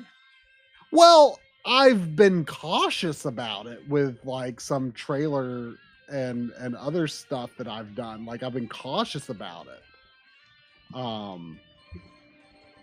But I wasn't. I mean, they blur out. For example, you know, some of the interviews that we shot for, you know, the upcoming limited run release. I was kind of nervous that there was like an out of focus Donkey Kong arcade cabinet in the background. Mm-hmm. But now I'm not nervous about it seeing this. Yeah, there it is also on there. I mean, they've had to like remove a lot of things here, it looks like. Not everything, but a lot of stuff. Yeah, but like look, you've got Game Boy branding on there and everything. Like I definitely thought like it would be a no-no to have like any Nintendo branding in a PlayStation product. But did you have one? Did you have one of those? I'm waiting to see. No. Man, that thing, like, that thing is long, and like the controls are like only halfway up it. Like, there's so much to grip there. Yeah, and it's like just packed with electronics.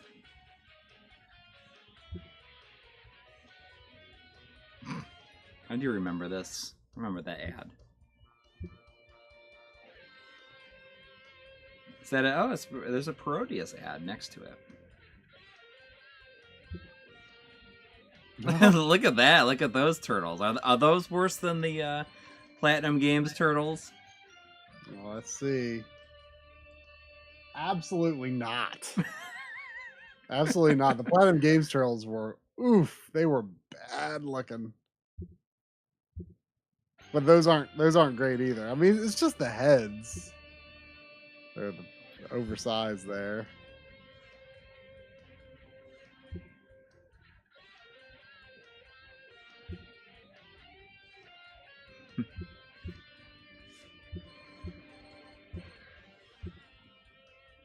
Oh yeah, see now there's Like Sega go stuff. go back a couple to that one that had like a Donatello like sort of pixelized. Yeah. Looking. Like he was like jumping and he was like the left side was like pixelated. Yeah. Like that's gotta be Tom, right? Doesn't that kind of look? I mean but it's hard to say. It almost looks like it's like a computer graphic, like it was drawn like it's a on a computer. Maybe I don't know. Like the face looks like Tom to me though. Yeah, like maybe he provided like the first. Yeah. Like and they. Oh. So there's Sunset Riders and Rocket Knight.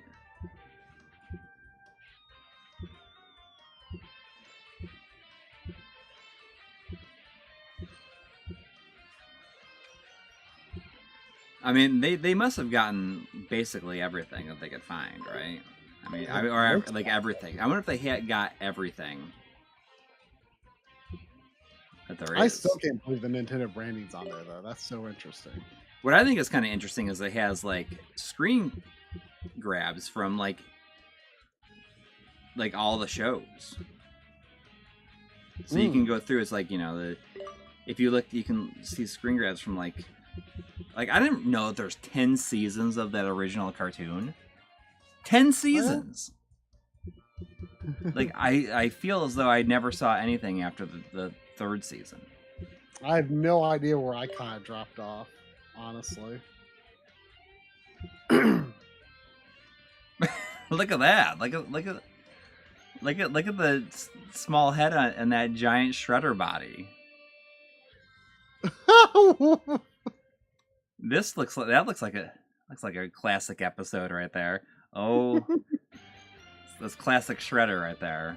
Oh, he's just sitting down. Look at him, look how he's sitting. Yeah, he's like inside. It's so big. That's like.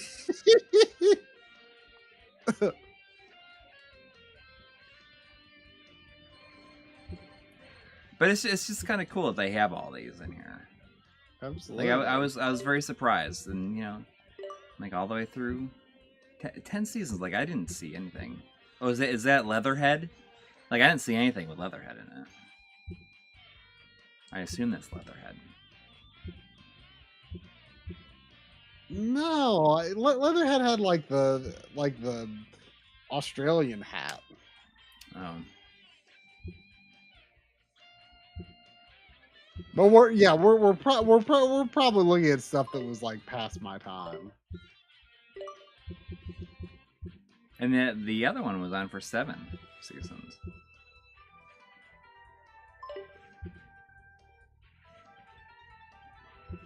Oh, so there was another one before the Rise. There was just like another one. Well, yeah, that was a CG one. It was like that's the one that I told you I watched the first season. Oh, okay. Oh, this one you did. I thought you were talking about this one, the 2003 one. Wait, what 2003 one? This is the 2003 one. Oh, that. I watched the first several episodes when it first came out, but I just fell off of it. But I'd like to see more of that. But no, the CG one, like the visual quality is very spotty. The animation itself is very good, but the assets are of uneven quality, and the human character models look so bad. But it's actually it's really well written, and it's pretty compelling. It's good. I mean, Audie said that 2012 is actually like his favorite version of the Turtles. Like just like you know, especially just in terms of just like the characterization and everything, I guess. And it was very good. It was good, but only the first season is on Netflix. That's a Ground Chuck. Yeah. You know who Ground Chuck is? I've never heard of Ground Chuck. Maybe, I'm not sure.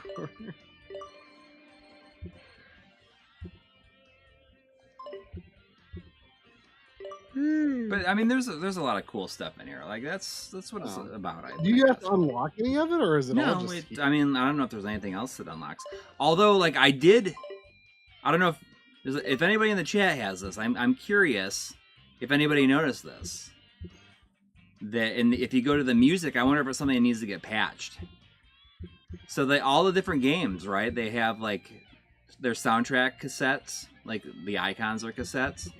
Mm-hmm. But Turtles 1 and 2 are both Turtles in Time. Like I wonder if it's an accident. Oops. The arcade games. Well, it does seem like a mistake. Little bit of a whoopsie. Yeah.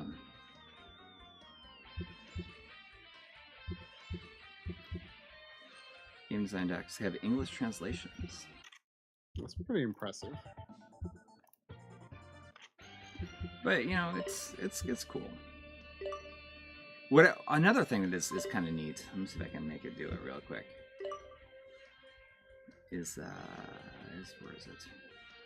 So if you hit watch, right? It does like a playthrough of the game. Oh, really? Yeah, and you can literally jump in at any time and start playing. You can take control. Yeah. That's cool. Yeah, so if you wanted to see, if you just wanted like a good run of the game to like record, you just do this. I'm pretty sure they did that on the SNK collection as well. Man, wouldn't a feature like that be amazing on Mister? Like load like a playthrough? Yeah, well, I wonder if that's something that can be done, where it's just like a set of controller inputs. Mm-hmm. Like that's all it is just like controller inputs, and you could download those and like run them. I wonder if that would make some incredible B-roll. I bet that's possible. Yeah, I bet that is possible. And we should suggest that, you know, like what I want you to do is spend all your time making this feature so that I don't have to play any of the games.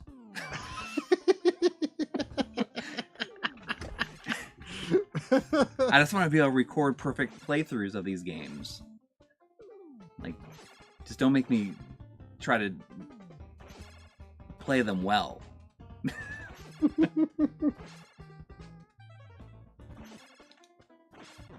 Like if you wanted to get like in-game footage, like or mid-game footage, like you could just like load up a game, like let it play for like 30 minutes, go eat dinner, and come back and just like take the controller from there and get the shots you want. Yeah. Basically, yeah.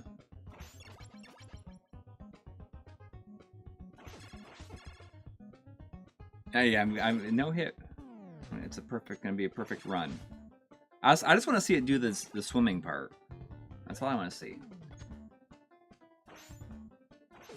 But it's too bad that there is no like 60 FPS enhancement for this version. It probably it would probably like break it. Hard coded into it. Yeah. To work around it.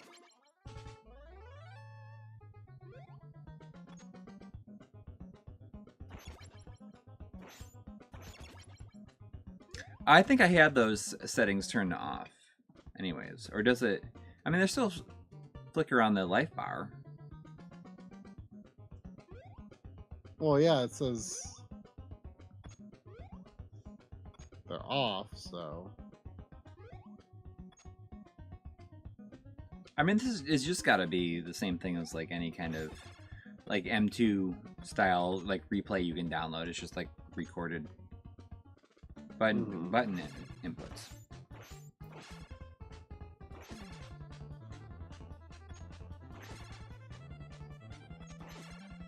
There's something about games that, I mean, it's mainly just Konami games that do this, where like when they do the high jump and they flip, I guess Metroid does it too. Like when they flip like 30 times, like it's just I think it's hilarious and awesome at the same time.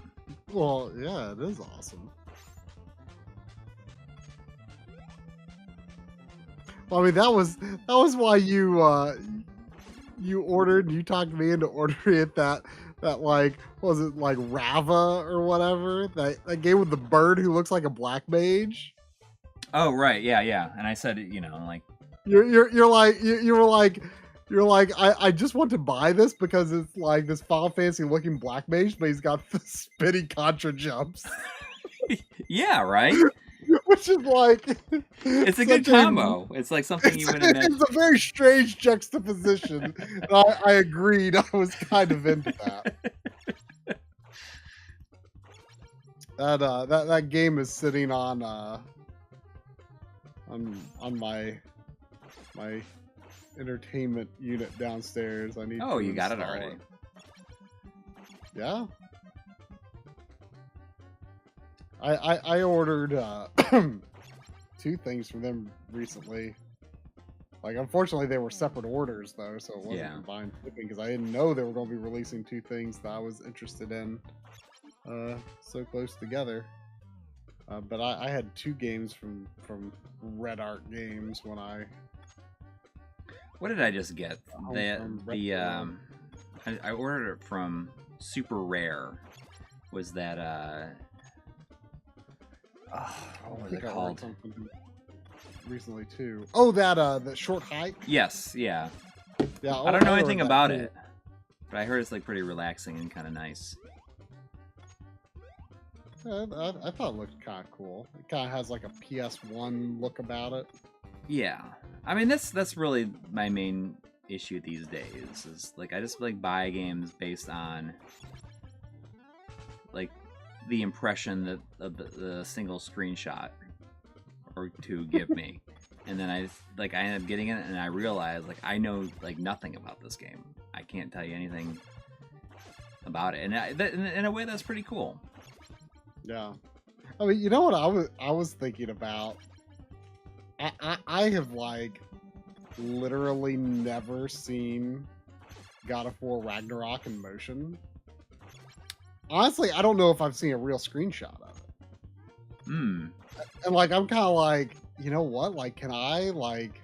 You can do it. The game's release without ever having seen a screenshot or video clip of it. Yeah.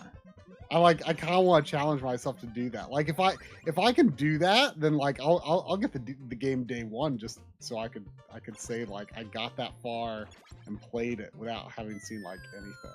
Like, it's not like I'm trying to avoid it. I just realized like I have not seen anything. Oh, here we go. There's a lot of game before this section. I'm kind of surprised. I thought I was like the 3rd level. Well, I mean, this is a game that I don't really think of in terms of like being divided into levels. Yeah, I mean, you finished this. I finished on Virtual Console. And I sort of feel like it wasn't that hard for you. No, I mean the worst part is Shredder because he can just like instantly kill you by using the mutagen. The Technodrome was pretty brutal, but I found like some sections of the Technodrome I figured out how to like screen scroll enemies, so that definitely helped. I mean, you just like go real slow. Or yeah, you just gotta move in a particular way, and you can just kind of make them disappear. I figured that out. But yeah, I mean, it wasn't like the most intense or crazy thing ever. I mean, it was. I mean, this right here, this is the part that's hard, right? I mean, this whole level in general is like it's considered the classical stumbling block for this game, right? Yeah. Like, this is where most people gave up. And it's it's tough, but I mean, once you get a feel for it, it's not that bad. Like I say, the Technodrome is honestly harder.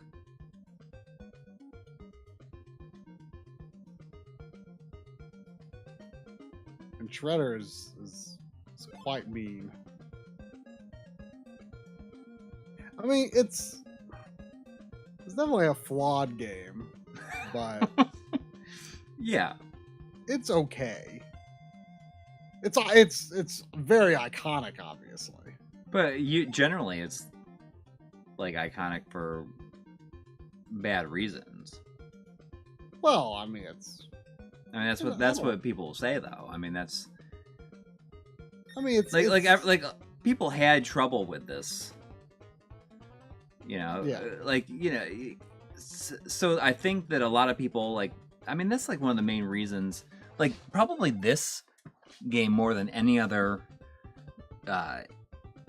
game that AVGN covered like early on. Like that almost everybody who probably saw this video were like, "Oh my god!" Like, of course I could. Like, I'll always remember that. Like this level specifically. Yeah. Even more so than like anything in like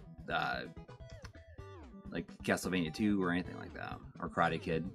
But I bet you like most people who saw that have memories of that. Well, there's Shredder on the TV again. Yeah. Oh, his hand's coming out. I know. He's like, I was gonna say, he's like reaching out through.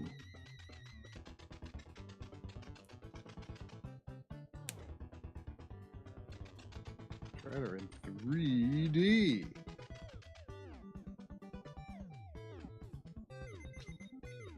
Look at that world map.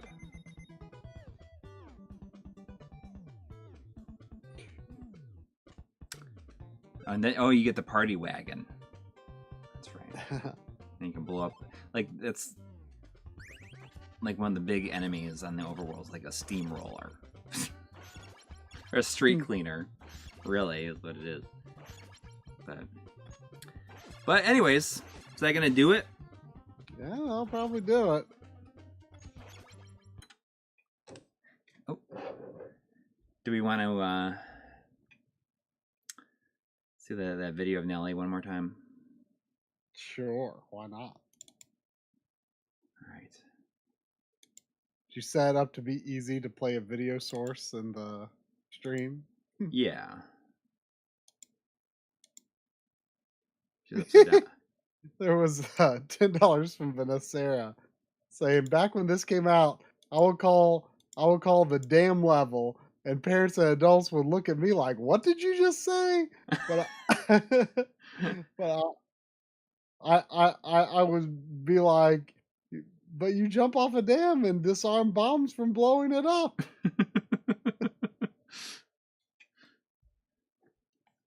This damn level.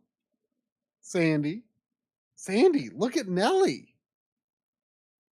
Look at Nelly drinking the water here. Look, just like all over her face. Look at her. Sandy, right here. Look. She was really enjoying this video in the pre-stream. Sandy, look. She's got the zoomies. Look at her go around. My kitchen and living room is like a disaster. Yeah, you see that? You want to get a closer look? Oh, honey. You bumped your head. You okay? Okay, yeah. Now look at Nelly. It's just funny. I think it's such a funny video. Let's see if I have anything else I can show. I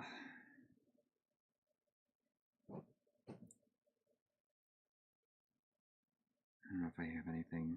It's like as good as this.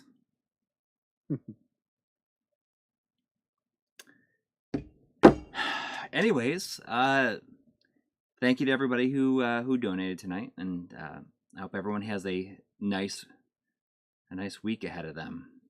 I'm just gonna like really push to get that video done this week, as long as I don't have any other problems, like life wise, like things just like happening. then I think that I'm just gonna it's gonna be what it is. Try to make it happen. Make it happen. Make it happen. All right, everybody. Good night and take care. Good night.